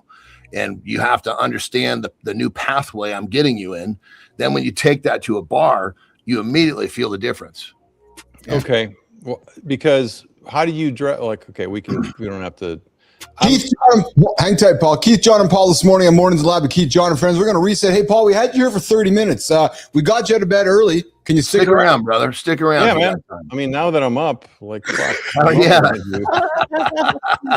Hey, Johnny, quickly, when we were looking for guests, and Paul came across my desk, and I saw his profile, and Johnny, it was all about no bullshit lens at aging, strength, supplements, ultra processed foods, the subscription industry. I'm like, oh, Jon and Paul are going to get along just fine. So 100%. We're just the only thing that we've identified here is we've just been talking about this, the scale of extremes. Yes. I'm on an extreme side of the scale. Paul's on the scale. He's just not extreme, but most people aren't on the scale. So we're in the same, we're in the same arena. We're just sitting in different sections. Paul's awesome, man. I love it. Great conversation happened this morning. We're going to continue. We're going to do a lifestyle tip reset hour 2 and come back with Paul Zulbauer. We're going to get into it. We're going to kick it off with the health appointment that men keep canceling. Paul, men of our age are not going to the doctor. We're going to have a conversation to create some awareness. That conversation is going to start in 2 minutes. Next on Mornings in the Lab, live with Keith and Jon.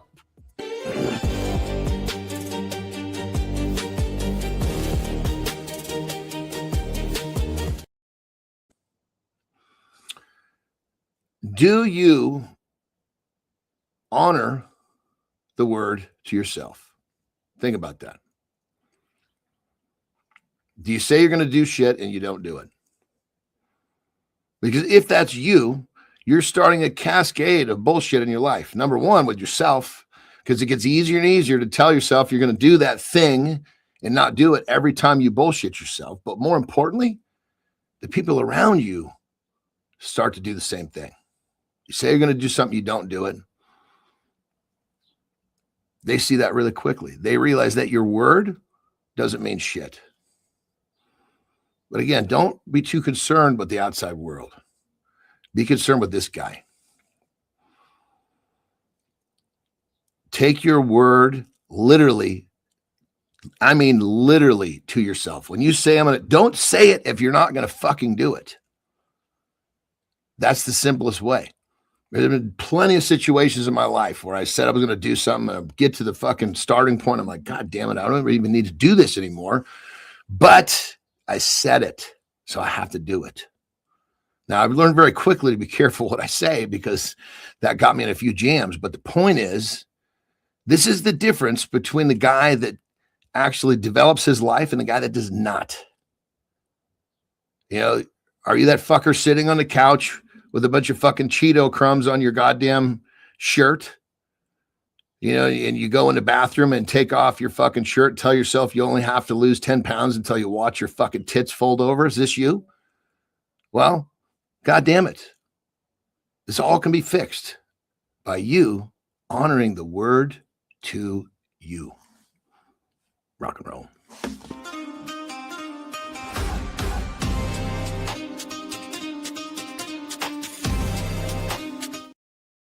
Welcome back to Mornings in the Lab with Keith, Jon, and friends. You are listening to the big show that we call Mornings in the Lab. I'm the host, Keith Bellows. Over there's Jon Anderson, and over there's our guest, Paul Zulbauer.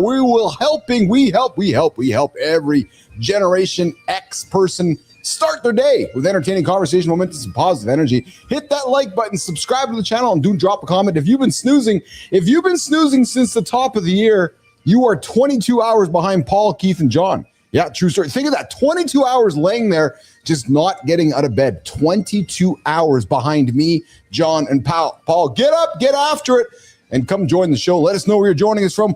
We're getting the show continuing right now. Yes, the health appointment. Men keep canceling. That conversation. My words just Jimmy, fuck it. Let's get it going now.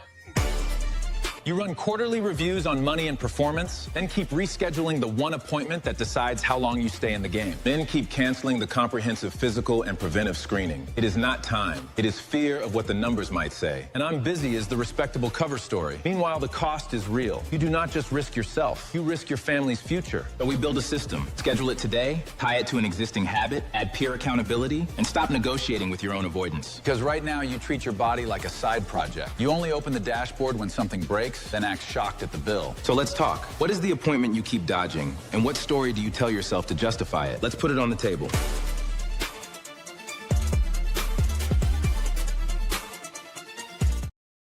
Hey, Paul, did you know what you're getting yourself into when you joined the show today? You're like, I'm not sure. You doing okay right now?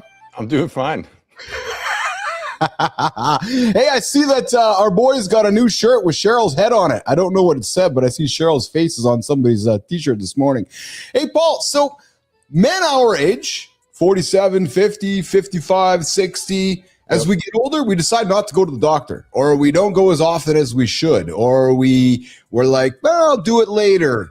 Talk about that, my brother. Is that let's create some awareness around that for our generation we call X. Yeah, or I mean, it's a great point.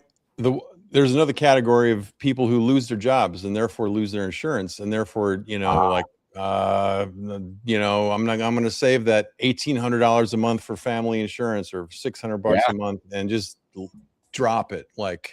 And I think that's a growing, all those categories are important. And that is a big growing category of people, because for a lot of different reasons you're seeing, like I worked in tech for several years, you're seeing these massive layoffs, and people are not going to the doctor, especially guys, because there's this, mentality that, well, if I can't see it, it's kind of like driving a car and you don't know that you're running like your oil is leaking, and soon your engine's going to freeze because there's no oil left, but you don't know it until it's too late.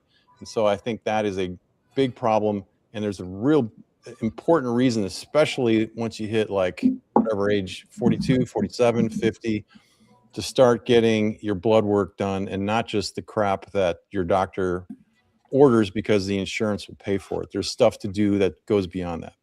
Do you think one of the reasons, Paul, is because as we get older, that especially our generation here, we know of the distrust, and we know that when we go to the doctor, it's just going to be, they're going to get us into the subscription system, and it's like fuck, if I go there, I know what the end result is going to be, so why even go there? Like, why not explore, peptides or supplements or alternative stuff? Because I know what the end is. They're going to put me on a statin. They're going to give me the thyroid medicine. They're going to check the box. They're going to say, Paul, go do your own thing. And you're like, what the fuck, man? I'm like every other dude that's going through the subscription system. Yeah. Yeah. I mean, I think there's some distrust, and I think it has been earned in the wrong way.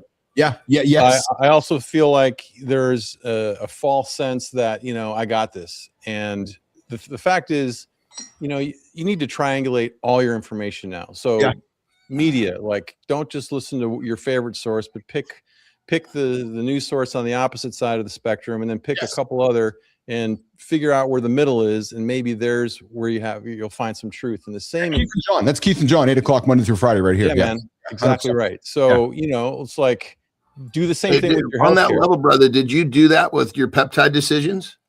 Yeah, I talked to 4 or 5 different MDs, and then I talked to a few people using it who were not MDs, and then I read a bunch of stuff, and then I used AI to were the people that were using it that were not MDs, were they far enough on the spectrum that you could actually get that average? They were they were the people who were using it that were they're the guinea pigs, non-medical people who had real injuries and were going to give me a real assessment on whether they thought it helped them. Interestingly, BPC 157, everybody I talked to in that category thought it had done, it had really helped them heal faster, heal an injury. And the funny part is, bro, that is one piece, for you, that would be a fourth of the equation that you would need to fix your problems. And I shouldn't say fix. Make them to where they're much more manageable. Yeah. And so I agree with it. You have to weigh what a percentage of each of those categories, whether it's 3, 5, or, more of information that you need to sort of get an informed idea for you, because I think we've established your priorities are not mine, and vice versa. They're overlapping sometimes. Yep. But what I'm trying to achieve and what you and what anyone else, they're all different. All different. Yep. So I find that, I'm a big advocate of being you're an informed self advocate when you go into a doctor's office, because the doctor has 100% minutes at most. And it's an insurance driven, so it's a corporate profit driven subscription based model. Yeah, your healthcare is based on a company who has shareholders, and the company is obligated to maximize shareholder value, and that company's telling you what it will pay for in terms of your blood tests or your metabolic health tests. And if you're going to accept that, you're you're the mouse sort of like from the tube, and you don't know, you're just going to take what they give you, and that's just not good enough. Hey, I Paul, love what you said there, that whatever you phrase that, self-informed advocate for your own. That was good, brother. That was really Self-advocate for your own healthcare. Yeah. Because I like that. That was really good. Sorry, Keith. Hey, Paul, what do you, so Eli Lilly published last week the results of their retatrutide study, and there are some predicting it could be the greatest drug, the most profitable drug of all time because of what it does. Your research, what you've done, you've been around for a little while. What are your thoughts on those claims? What do you think is going to happen over the next 12 to 18 months? We've gone through GLP-1, GLP-2. There's now this super one. Thoughts, Paul? Yeah, I can't. So I don't know fuck all about that one you just mentioned, Keith. So I'm not going to be able to comment on that. But in general, and the funny thing, I knew that was going to be your answer, and that's why we click, because he's not going to speak on something he doesn't have enough knowledge about. And I think that's why we're in the same arena, brother. Well, good. I love that, because credibility is everything. Like, it's so easy to lose it, especially when you come online and you're talking shit, and people. The thing is, people know when you're talking shit. You can be the best shit talker ever, but people know. So we have a bullshit professor on our show. You should meet him. Every Friday, Dr. John Petrocelli is a world-renowned bullshit professor. He teaches in the Carolinas. That's what he teaches for a living. You guys should meet, because he's exactly that. And he's always. But on that level, brother, when Keith says this, most guests think they got he's very docile. Oh, he's not going to come and get you, because you think bullshit professor, like even I thought. Well, if I can survive the John Anderson gauntlet, I can survive him, man. Petro's awesome, man. You got to have Petro in your corner, because he sniffs out the bullshit everywhere, man. And you're like, we got to put Petro on him, because he's really good at getting you thinking, man. Yeah, 100%. He gets you thinking, which is really what it's all about. I'd love to meet him. So. Yeah, Paul. Keith, just to sort of be responsive to what you asked, obviously GLP-1s, of which, the P in GLP stands for peptide. So these peptides are very promising. There's also, and again, I'm not a medical professional, but my understanding is we don't know what happens if you take peptides, and I'm going to get in trouble with John maybe here, but if you take it for 10 years, or if you take it for 2 months, 10 years down the road, I can attest to that. I can attest to what happens in 10 years. Okay, so you've been taking peptides for a long time, right? Over 15 years ago was my first exposure. All right. So, but your genes are not my genes, meaning, and your metabolic health is not mine. So it could affect you and just make, everything look like affects everybody different. 100%. Produce a tumor in somebody, who's slightly overweight and has X, Y, or Z health conditions. So, what do you think about this? That guy that produced a tumor that's overweight is probably producing the tumor from the fucking poor care he's taking of himself, not the peptide. That could be true. It also could be true that, he has a gene marker that in his family that he inherited that could also help. Oh, good one. So let me ask you a question on that, brother, because this is a debated topic. Is it really a gene, or is it the fact that you live the same fucking stupid lifestyle that all the generations above you did? I think it's my both. Family on both sides. Every male had a fucking stroke before 50. I have not, but I live differently than them. And keep in mind, way more extreme, but my exercise, the way that I've lived, I broke the mold of, I shouldn't say before 50, because my grandfather didn't have it till he was later, but either way. I think both are true, John. I think obviously, certainly your genetic inheritance obviously matters, but it starts kicking in and helping you once you get past a certain age, like 70 or, roughly, because you could get hit by a car. You could develop a different chronic disease, only 10% of Americans, or 10% of people, one or the other, but a very small percentage of people get to age 60 without a chronic disease. And that's remarkable to me, because there's lots of different chronic diseases. But let me interject right there. You have the average American diet, you're going to have the average American disease. So in that study, if we rule out the people that live like idiots, what does that 10% look like? What does the majority look like? Well, I mean, the people that you say live like idiots, you're saying like eating processed, like ultra processed. Yeah, let's just talk about. I shouldn't say live. Let's just talk about eat. Yeah. Well, if you shop in the middle of a grocery store, you're eating a lot of processed food, and that's like I was saying earlier, grew up in Aurora, Illinois. It's like you just eat whatever you've been eating, what we grew up eating, and that isn't good enough if you want to maximize your health span, not just your lifespan. And so I started, it took a while, but I started reading food labels, which is kind of a pain in the ass because you're like, what does 10 grams of added sugar mean? And, how much is 5 grams of protein? Like, I don't know, but it's not that difficult to figure out if you spend 1 week reading food labels. And I wrote down everything I brought home for me and my daughter. And a lot of it was shit. And meaning, we on that level, brother. I've been looking at food labels since I was in my late teens.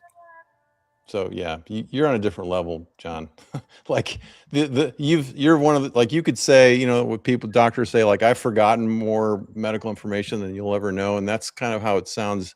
You are with nutrition because you just understand. If you've been doing this since for whatever 40 years or however long, you understand what not to buy and what like what your body will feel like. If you bring home food that is not feeding your body, but kind of like sucking, like the industrial food complex, what I call death foods, are just anything that won't spoil if you leave it on the counter. If it can just sit in a package for a month and still be okay, including bread, then that's ultra processed. Cold cuts, ultra processed. And bro, you used a word that I use all the time that Keith grabbed a hold of when we started doing work is feel. I'm a feeling chaser. Yeah. I'm doing something that's making me feel poorly. What is that? Because I'm not supposed to feel poorly. The thing is, you got to be able to feel what's changing in your body in like a really minute level. And a lot you of got to feel good first. Most people don't know how bad they feel because they've never felt good. That's right. So, you were talking, in the break, you were talking about Cheeto crumbs on your chest. I'm a veteran of many nights of Cheeto crumbs on my chest. And I love your honesty, brother. In the morning, I feel like absolute shit. And I'm just like, dude, it's like a hangover. It's like a metabolic hangover. It's like, but Paul, I'll tell you, what you just said is a big reason for this show. And I'll be serious with you, which is, I have been very guilty in my life of making self-sabotaging evening decisions. Yeah. Well, and I'm on that trend. Listen, I'll be the first to admit I have massive food issues. And Anderson too. So my thought process is if we all can get up in the morning and have a 2-hour, realization where I can maybe remind myself that, okay, this evening's coming. I got to do it again in the morning. If we can kind of all come together as brothers and sisters going, okay, damn it, I made a fucking stupid decision again last night. I got to try again. You know what I'm saying, Paul? Yeah. Because it's difficult, frankly. I know. It's like Cheetos Anonymous. It's like, just come and admit the shit you're eating. And it's okay to, it's like cone of truth with us.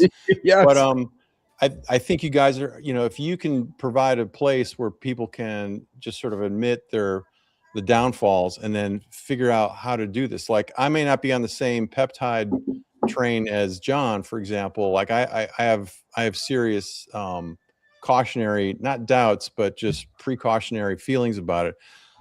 That's okay. Like there's different ways of approaching this, but you got to remain open to what's coming. To your whole question, Keith, like Eli Lilly and these peptides and the GLPs, this is like a major breakthrough. Like AI, people talk in tech about AI being a step change, And Paul, we talked yesterday. View has launched, or Vizio has launched an eye drop, which makes people with presbyopia, or I can't say it properly, see close in 10 minutes for the next. 30 minutes for the next 10 hours. Like biotech, the next 10, crazy. Biotech is changing so fast.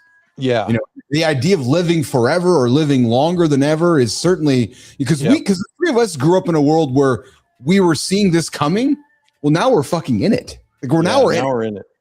And unfortunately, my whole journey, just to kind of help you understand, Paul, is that, I've been on this crusade, if you will, of constantly being in the front, looking for these things. because I every time there's an option to somehow manipulate or better that I believe is better, I'm fucking on it like white on rice. So there's very few stones that I've unturned that I haven't turned over that are in the front of the charge for making the body develop. And it shouldn't say the body, it's everything, body, mind, soul, the whole thing. It's self-development has been, I think if you look back, that's probably been my life's work. That's interesting. One of the things that a question comes up when you were talking is, what is there one thing or two things that all those stones you turned over, John, like what hasn't worked that you were hoping would work, for example? I'm just wondering if you I would say the simplest thing to say that would change the most people is any process variation of food, because the fitness industry tries to convince you it's better. I don't use, bro. I've had sponsors for, forever. And I could make a phone call today and have a fucking dump truck of protein powder delivered to my doorstep. I don't access any of that. Yeah, that's a good one. I mean, and that goes to sort of what Keith was alluding to, and some of the stuff that you guys introduced me, as talking about is just like the longevity industrial complex. I mean, it is I just saw this Bank of America investment report saying that wellness is a multi-trillion-dollar a year industry now. And so when you have that much money, and especially Americans, 60,000 of whom turn 60 every day, I think, or is it every week? One of the two. Like there's a massive amount of people who are hitting, an age where they're just like, shit, I got to do something or else. And so they're getting fed this information, and there's too many longevity doctors, longevity clinics that are just absolutely not telling you the truth. Well, funny thing I joke about on the show often. You see these 30-year-old, 40-year-old, 50-year-old longevity people. I'm like, wait a minute, you're 30. Yeah. You're 40. I want to hear. Don't even get me started with that shit. I want to talk to a centurion. I want to talk to somebody who lives in the blue zone who's 130. I know. I don't want. And it's so maybe Johnny, maybe this is going to be our longevity expert. We'll bring him back every now and then as Paul, because I fucking laugh, right? It's like, this dude's telling me how to live long. He's 20 years younger than I am. So I have a real problem with the phrase longevity expert. It's I've seen them too. I've seen 32-year-old women who have a hyperbaric chamber in their house and a sauna being described in an article by a major news outlet as a longevity expert. And that person may have some expertise, but you're fucking 32. So if you're a longevity expert, you're 85 and you're Sardinian and you're like carrying goats up and down stone. Brother, and I love it because I'm an entrepreneur by spirit. I've never had a job, but I've been a coach and athlete pretty much my whole life, right? And in my coaching, point blank, the problems I solve for people are the problems I solve for myself first. Right. End of story. Yeah. If I haven't solved the problem for myself first, I'll plenty of times someone will say, "Hey, I've got that. This is what I got to solve." Honestly, I'm going to be honest. I'm not going to play the game unless I know I can win. Yeah. I mean, that goes to the credibility thing. Like if you're speaking out of your behind, trying to help someone that, you're just pretending to have an expertise on, it's eventually going to come crashing down for them and for you.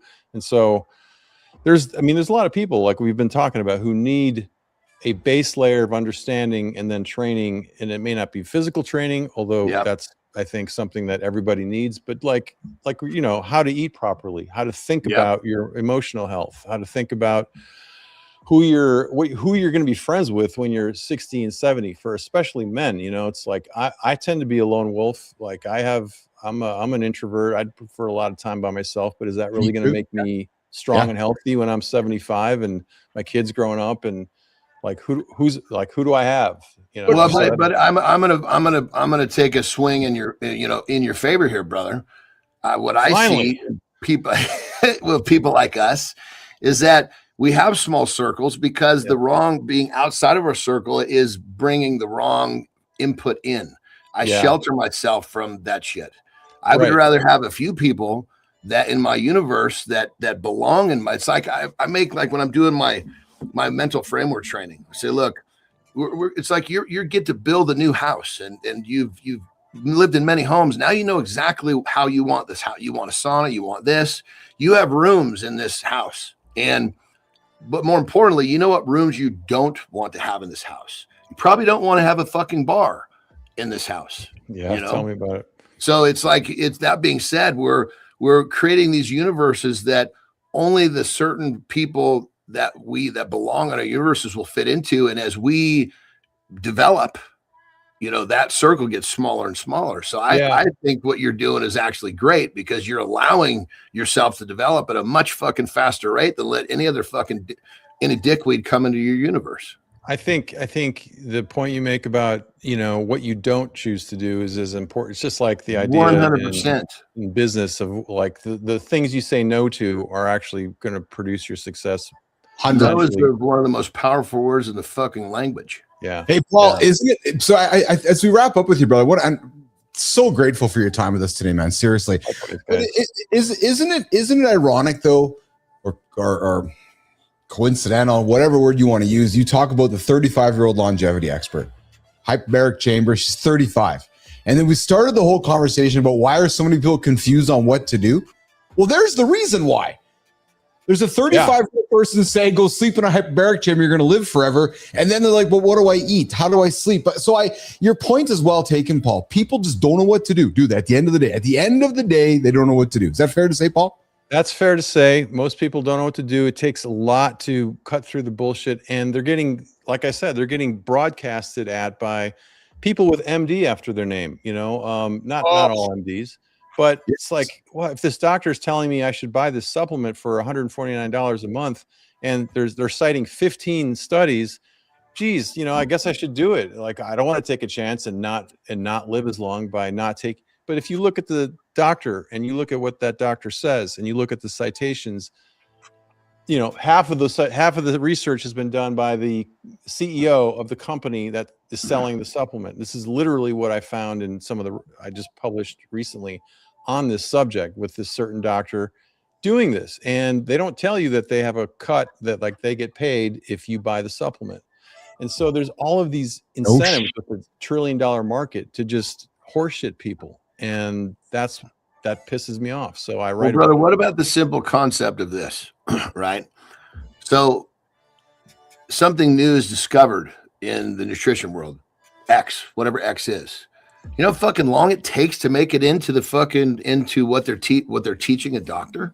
Yeah. They're teaching fucking yesterday's news. Oh, they're teaching last century's in nutrition. I'm not trying to make and it's not that I don't believe it's the doctor's fault. I mean, my nephew just became a doctor. He's doing his fellowship right now, working for the Padres in San Diego. Amazing kid.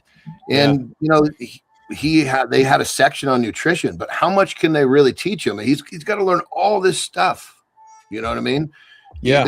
How can somebody in a few years, when that's not even their focus, gather the data and the understanding, the experience, when realistically there's all these other things that they have to learn, but yet a doctor, like for example, a Kaiser, your doctor will say you're this tall, you should weigh this much.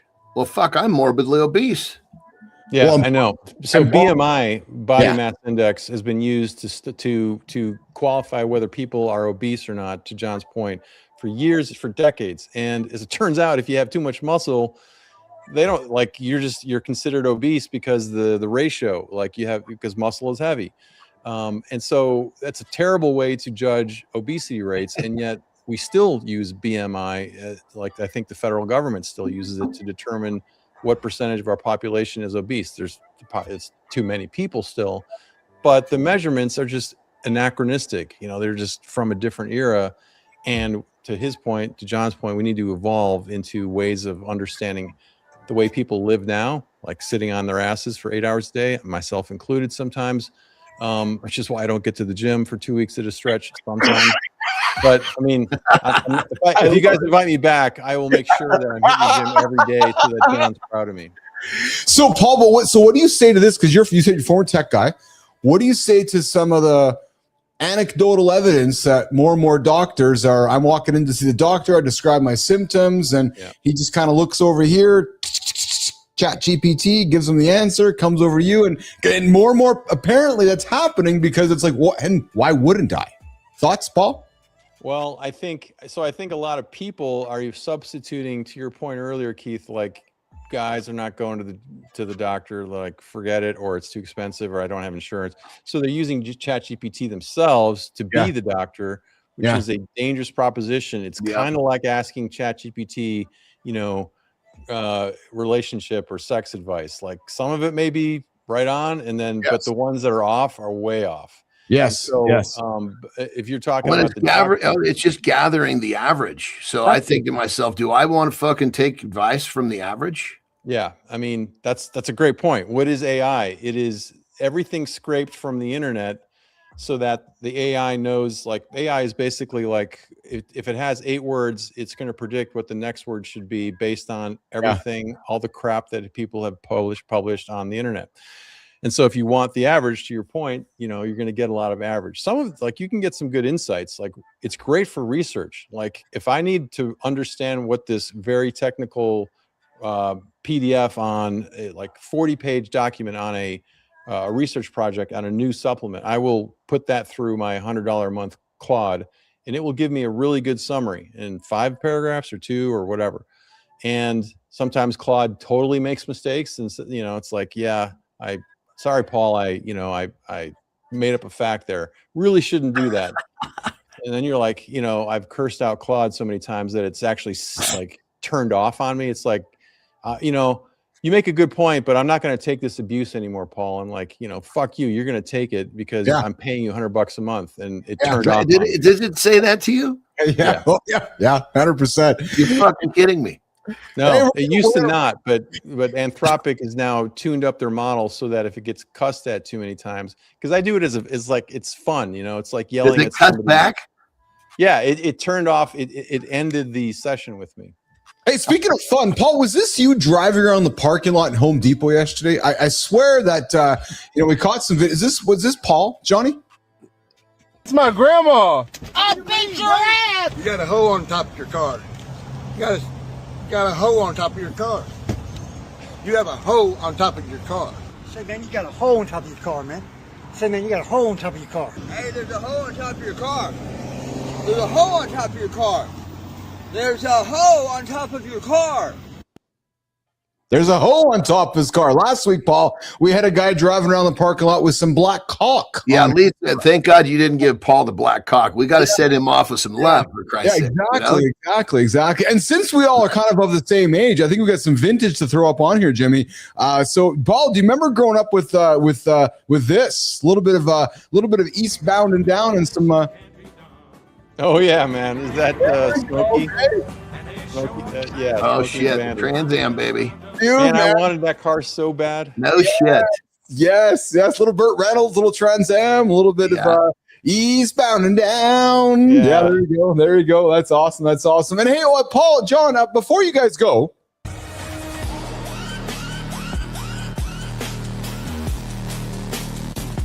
Hey, John, before you go, we caught 2 seals in a mud puddle, and one of them is swinging pure bad decision after midnight confidence. The big one pulls up like, I didn't come here to cuddle, and the little one's like, bro, this is a public beach. At least buy me a fish first. And you can tell the ding-dong is driving because the brain is nowhere in the frame. Just hips, mud, and a whole lot of, sir, please. This isn't mating. This is a slippery HR violation with flippers. Somebody needs to hand out towels and a restraining order. Whoever filmed it held the camera way too steady, like they've been waiting their whole life for Animal Planet After Dark. Hey, John, tell us why this feels illegal to watch before breakfast and why your face is about to become a meme the second we roll it.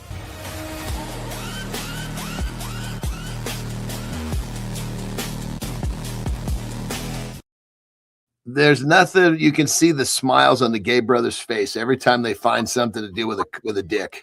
You know what I mean? There's something about their smile that's different. They don't look like that at the beginning of the show, only at the end when they're looking at this stuff. So look at that, a couple seals mating. I'm trying to anyway. You're trying to anyway. Yeah. So it's funny because you see one thing on X, you see a bunch of things on X. We found a couple of animals mating a few weeks back, and then this one showed up. Like, oh, that's neat. I've never seen that. I've never seen that before. Trying to mate. Yeah. Hey, Paul. So we'll wrap it up, brother. We've had you for the full hour. Yeah. What's this, Johnny?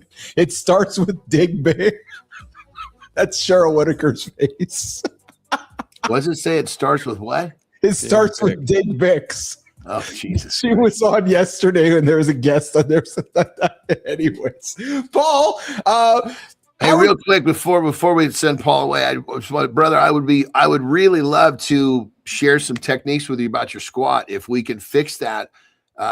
Just through some technical stuff. It's not about heavy. It's about making sure that you're in the proper pathway because squat represents getting up and down off the toilet. Right. And that's the number one reason why people get put in a home is they get stuck on the toilet. Yep. So I would be honored. Brother to brother, I'd be honored to help you, brother. I'd be interested to hear that. That would be good. Thank you. Yeah. And then if you can share this with your people, that would really be, I know you will. That's really what it's about. Because if we can share some good information and keep more people from getting stuck on the pot when they're 80 years old, I think we're doing a service. That sounds good to me, John. Paul, nuggets, man. Where can folks find your Substack? Where can folks connect with you, find you, engage with you? We found you on LinkedIn. Where can our community connect with Paul? Agingwithstrength.com. Agingwithstrength.com. And so you made it through the hour. Would you come back with us? Sure. This is fun. I mean, does it have to be at 5 goddamn in the morning in California, though? Well, we do a morning show, Zilbar. Come on. We do. I know. Johnny, for the man who's trained for 47 years but took 2 weeks off, yes, we do a morning show, Paul. Well, hold on. If he just took off 2 weeks one time, we wouldn't have. I don't think that's the case, though. I mean, my man is honest. I love that about him. Me too, man. Paul, dude, you're awesome. So awesome, brother. I'm serious, man. There hasn't been too many 2 week breaks, but there has been a lot. So, you know what? One quick question before you go in less than a minute, and it came from our community. Jess asked, why did you wait so long to have a child? Wow, that's a great question. Because I love being a dad. It's the greatest thing ever. Yeah. But I didn't know that. I didn't know what I didn't know. So before I had a child, it was like I was kind of indifferent about being a parent. I was just like, it wasn't so great for me. I don't know, like whatever. But then once my daughter came along, the reason, cut to the chase is, I wasn't sure that I would be any good at it. So I waited a long time to meet somebody whom I thought I wanted to have a kid with. Yeah. And so I was just quite picky about who I decided to start a family with. Dude, good for you, man. John, this guy's honesty is incredible. Your candor. No wonder you're a successful investigative reporter. Seriously. Gets me in trouble plenty. No, but that's a good quality. I love that quality, my friend. Love that quality. Paul, thanks for hanging out with us, brother. Seriously, we'll come back sometime, okay? It was great, guys. Thank you so much. Pleasure, much. Brother. Look forward to connecting with you, bro. All right, man. Sounds all good. right, Paul's out of here. Going to quickly rack up with Johnny before I get him off to Ben. John, that was fun, man. You guys got after, man. Paul's great. Yeah, really cool cat, man. Totally. I love the ownership, like the absolute ownership. Yeah, realistically, that whole us twirling around the beginning was really just my misinterpretation of the statement. And fun. This is a fun show. And that's why I really wanted to convey to him that it was all in good fun. But you know what? Actually, let's stay here for a quick minute.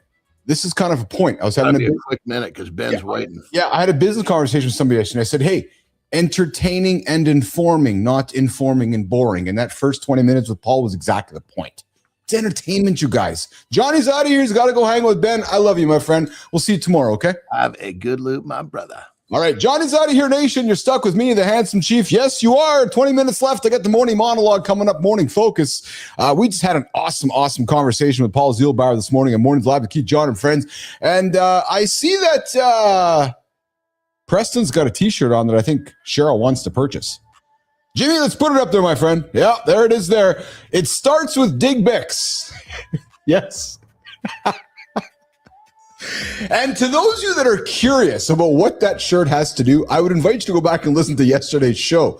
And Keith and Cheryl kicked off a new segment. It starts with Joy the Feed. And during that conversation, we landed on a topic that had something to do with Dig Bix. And Cheryl was taken aback by the whole thing, actually. So good on Jimmy for that one. And then Preston has a shirt on that says, what's Preston say? It says, where's the shitter? Oh, yeah. Jesus, Murphy, man. I love it.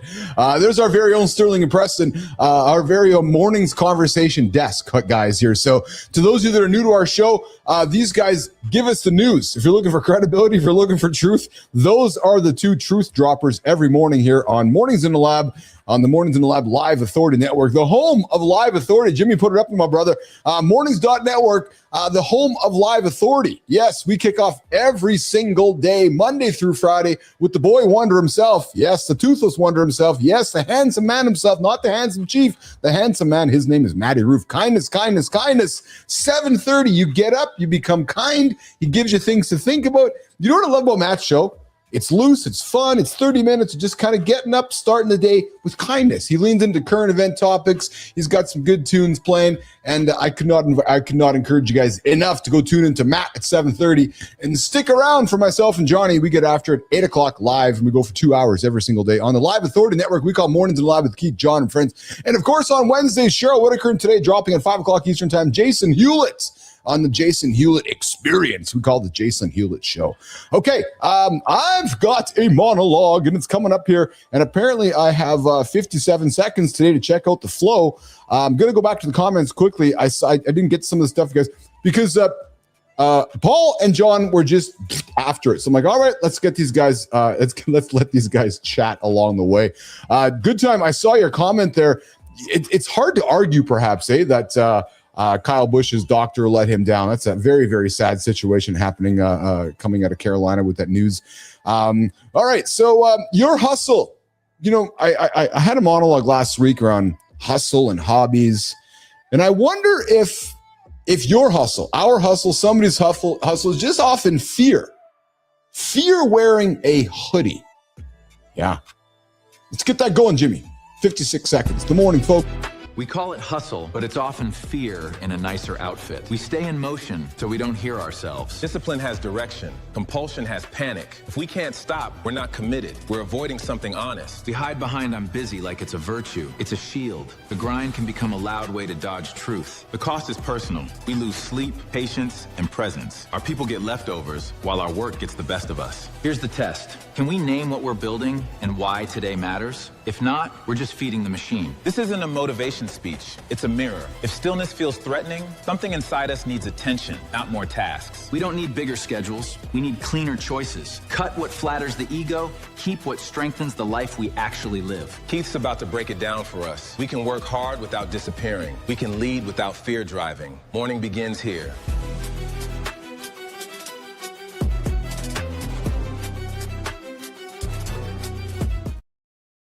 Yeah, I'm with you, Sully. Sully's comment says, I enjoy the Kindness Rising show. It sets the compass in a calm, positive direction. I agree. True story. Yeah, it's a great, calm way to start your day with Matt Roof, 7:30, right here on the Live Authority Network. We call Mornings in the Lab. Keith, Jon, and friends. Just going to get some notes here in front of me to get the show rocking and rolling here with you guys on our morning focus. If you guys tuning in a little bit late here, Paul Zubauer and John Anderson got after it for a great conversation today. Peptides, longevity, strength training, aging, etc., etc. So if you missed that one, I invite you guys to go back and listen to that one. Okay, hey, listen, your hustle is often just fear wearing a hoodie. Is it that favorite hoodie? You know that hustle. It's often just it's hustle. And I know that statement might sound harsh. It might sound harsh, but here's the thing. Some things should sound harsh because hustle has become one of those words people use to avoid telling the truth. Think about this for a second. Ears up with what I'm going to say next. I'm hustling. I'm grinding. I'm building. I'm locked in. All these things we say. I'm in the season, somebody might say. Or I'm just doing what it takes, my head down. And you know what? Here's the thing. I know sometimes it's true. And sometimes there really is a season where you have to push. You got to build the thing. You got to make the calls. You got to take the risk. And you do all the work that nobody sees. I do that nonstop, frankly. I've lived it. And here's the thing. I'm not anti-work. I'm not even anti-ambition.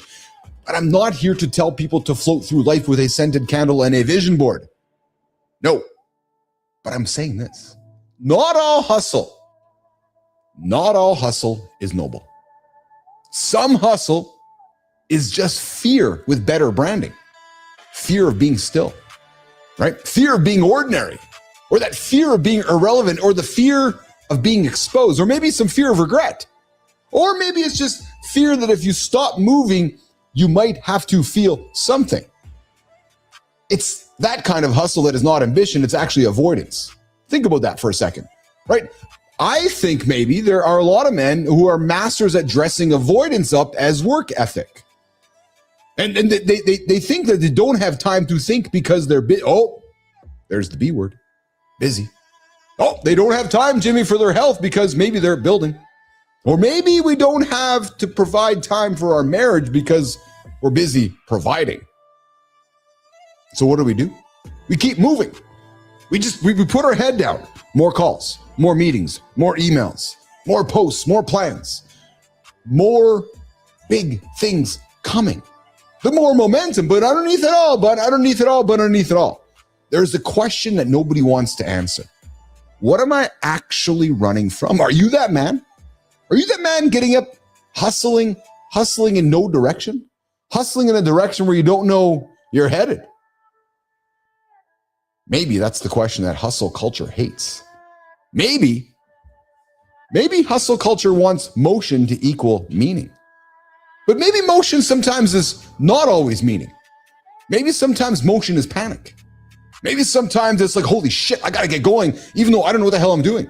Because sometimes, productivity can be camouflage. And in a world with AI driving more productivity than ever, maybe productivity is camouflaged more than ever. Because sometimes being busy, let's face it, is easier than being brave. Because it's easy to be busy.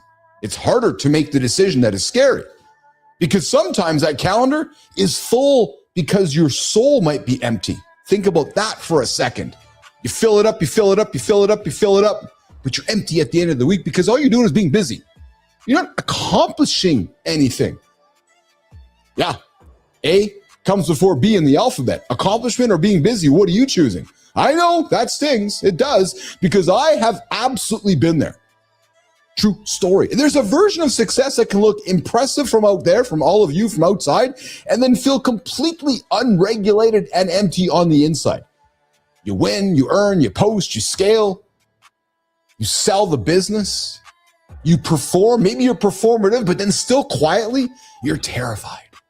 If the room goes silent, and you will not know who you are. I was talking to somebody yesterday, and I got the impression of that person is that when silence happens, they panic. That's not hustle. That's a hostage situation. And that hostage situation, that hostage is you. It's you. And the modern world rewards this. It rewards the man who never stops. It rewards the man who's always reachable. It rewards the man who's always producing, always optimizing, always available. Maybe sometimes saying no is what need you to say to move forward. Always turning himself into output. And then that man, that woman, that Gen Xer, that baby boomer, they say, I'm disciplined. But no, discipline is not the same as compulsion, you guys. Discipline has direction. That compulsion, that busyness, that I'm not accomplishing anything, I'm just busy. Fuck you, you're just busy. Discipline is chosen. I get up every single day, I do the same thing. That's discipline. Compulsion, that's driven by fear. Holy fuck, I gotta do something. I'm reacting right now. I don't feel very good. Discipline, it makes you stronger. Compulsion, it makes you harder to reach. Gotta fill that calendar, but I'm busy, Kai. I'm not available. Yeah, unavailable to yourself. Unavailable to your bodies, unavailable to your feelings. Unavailable to the truth. And that is not strength, my friends. That is a costume. So what do we do with all this? What do we do with all of this? I know what we do. We take the alphabet and we shift it. We take that B that's sitting over top the A that we call business and moving underneath the A that we call accomplishments. We stop worshiping busyness. We stop assuming exhausted means important, and we stop confusing speed with courage. Because the real work that we do is not always adding more. Sometimes saying no is actually adding more. Sometimes the real work, this one's going to hurt. It's cutting the fake obligation. It's looking at your calendar going, holy shit, 85% of these meetings are nothing but vanity business meetings for somebody else. Or sometimes it's cutting the version of yourself that needs to be seen as relentless. I challenge you today to do that, because that takes courage. Because here's the other thing. It's easier to work than to choose. It's easier to grind than to tell the truth. You know it. We all know it. We get up, we just start going. Grind, work. And then, holy fuck, where's the truth? That is why mornings matter. Because the morning is where you can catch the machine before it starts with Matt Roof at 7:30. Before the inbox takes you down. Before all of your colleagues say, I'm busy. Before the world rewards a version of you that never stops. You can ask yourself this question. What am I building today? But the most important question you could ask yourself is this. Why am I building it today? Is this ambition? Or is it because I'm scared? Is it responsibility? Or am I building today because I'm avoiding? Or is this just a motherfucking hustle? Or maybe I'm just scared to stop. And it's that kind of honesty when you look in your own mirror will change you, because ambition is beautiful. There's A, ambition, top of the B, accomplishment, ambition. Then you got the busyness. Go sit down and look at the alphabet today and choose your letters accordingly. Because when it comes from the vision, the purpose, the love, the service, a desire to build something that matters, but ambition gets dangerous when it comes from terror of not doing enough, terror of comparing yourself to everybody else, terror of being ordinary. So yes, my invitation to you is this: work hard, build hard, go after the thing, but do not let that fear wear your ambition like a hoodie, calling it hustle. Because one day, that applause, it's going to get quiet. It's going to get totally quiet. The project's going to end. That deal's going to close. This monologue's going to wrap up. The room's going to empty. You're going to sit back and ask yourself this: have I been busy, or am I accomplishing? And when that happens, am I busy or am I accomplishing? Look at the letters. A, B. Busy, accomplishing. And when that happens, you, my friend, you better hope. I hope you hope that there's a man left under that hoodie. Today, we are looking at the brutal, exhausting bill that comes due when you lie to yourself for a decade. A whole decade. Who has the stamina to lie for 10 years? I cannot even keep a new routine going past 14 days. That is because your lies are sprints, Frankie. We are talking about the marathon runners today. The guys carrying 30 years of I am fine. Oh, the I'm fine guys. We have a strong nominee for the Self-Deception Award right there. You want the truth today? We always want the truth, Frankie, even when it burns. Chief, take it away.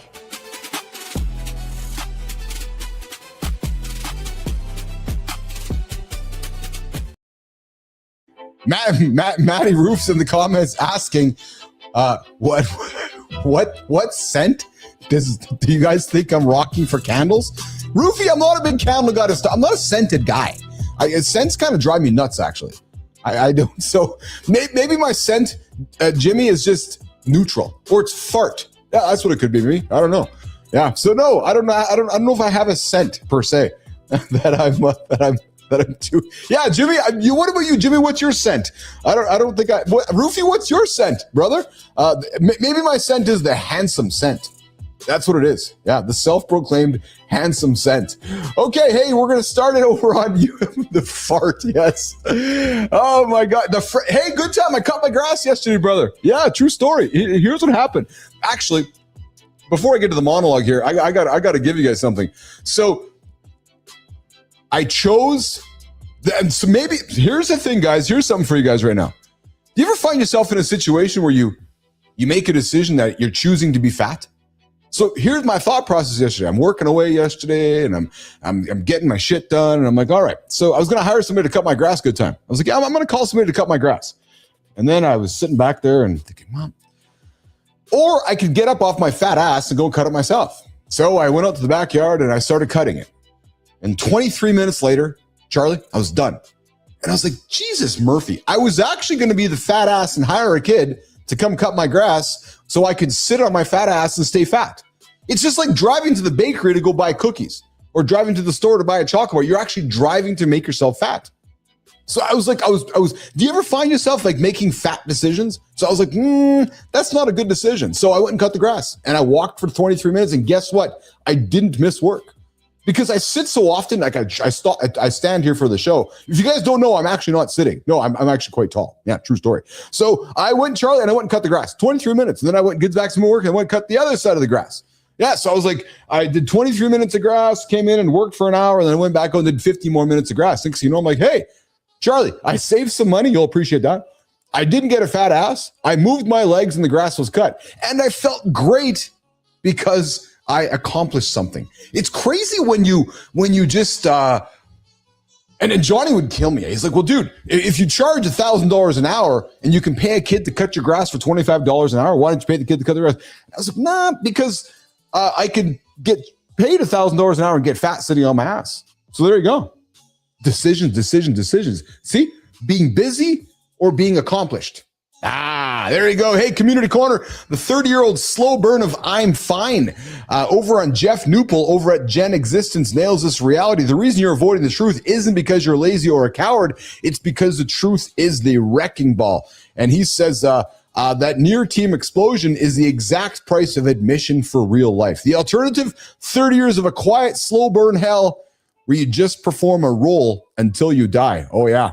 Yeah, 100%. We've talked about that before. So stop negotiating with the disruption. Let it break down what needs breaking. That's exactly what Jeff Newpel is talking about over on the 30-year slow burn of I am fine. Stop negotiating, guys, with yourself. Let it break with what needs breaking. All right, Substack. Nobody's coming to rescue your boring career. You guys, who's working out there right now has a boring career? Like, are you just fucking bored? Well, Tim Denning, he spent years in banking, hating every single Sunday night of his life. He was too scared to quit. So what did he do? Called out his clients trying to get fired because he lacked the balls to walk away himself. That is fucking incredible, man. Here's the truth, guys. The reset only happens when you apply radical, brutal self-honesty. Yes, it is. Okay, Jimmy, let's wrap it up with Frankie. Oh, we're throwing it to Frankie today, eh? No Maya, fucking look at Frankie just bulldozing his way through the community here. I'm bumping LinkedIn out of here. We're going to move over to Frankie. Hey, Frankie, what is the most ridiculous lie? Yeah, you've ever told yourself on a Sunday night just to avoid quitting something you hated, brother? Oh, easy. I bought a new planner. Come on, boss. Do not do that. I had 3 empty planners and a soul full of dread. And let me guess, you never opened a single one of them past Tuesday. Respectfully, no. But I looked incredibly organized while I was suffering. You see what I am saying, though? The pretending is the worst part. It always is. The truth is messy, whether it is your career, your marriage, or the shame that got you here. Stop pretending. Hit the button. You heard him. Say the truth out loud, then do the smallest thing. We will see you tomorrow.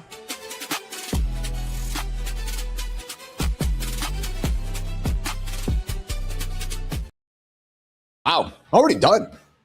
Wow, that was fast. That's going to do it today, guys, for today's episode of Mornings in the Lab with Keith, Jon, and friends. Before we get out of here, let's bring this baby home. The health appointment men keep canceling and why it kills them early. Today we got into an appointment. Too many men keep pushing off the physical, the blood work, the screening. We had that conversation. Hey, there's the handsome having some grass cutting. Yes, Jimmy, that's what I'm cutting today. So Jimmy, I'm going to cut that part of the grass today. Yeah, I cut the other part of the grass yesterday. So yeah, today, to those you guys can go into Google Maps and look in the real-time view. You'll see the handsome chief cutting his grass today. Yeah. Could you imagine? You know, that's going to happen. I believe it's going to be in the future where you'll be able to zoom into Google Maps, and there I am doing my thing. But yeah, there you go. Hey, great conversation with Paul Zuhlbauer, myself. Actually, no, not me. Paul and Jon had a great conversation today. I was not part of the show today. No, I opened it, I closed it, but the entire show was Jon and Paul. What a great conversation on Mornings in the Lab. Pulitzer-nominated reporter exposing longevity. Yep, in the bullshit in the fitness industry. It was an awesome conversation. And he reminded us with some very simple things. Real food, lift some weights, go for a walk, get some sleep, hang out with people. The basics. They're not broken. Yep, true story. And we also got into why hustle culture is often just fear wearing a hoodie. We talked about it, the real kind and the fake kind. Coming up tomorrow on the big show we call Mornings in the Lab with Keith, Jon, and friends. She was supposed to be with us on Monday. She bumped over tomorrow. Jamie McCrazy. Yes, joining us on center stage. She was the first female skier to land a double backflip in the X Games competition. So the handsome chief, I am backflipping myself into the lab tomorrow. That's a crash and whistle that nearly ended her life. Jamie McCrazy is joining us tomorrow, and then John Petrocelli is joining us as well. The doc himself, the bullshit professor, why men believe the things that they actually aren't true. Tomorrow, myself, John, Dr. John Petrocelli, and Jamie McCrazy, live, 8 o'clock, Mornings in the Lab. Of course, 7:30, Matt Ruth, Kindness Rising. We'll see you guys tomorrow, nation. Have a good one.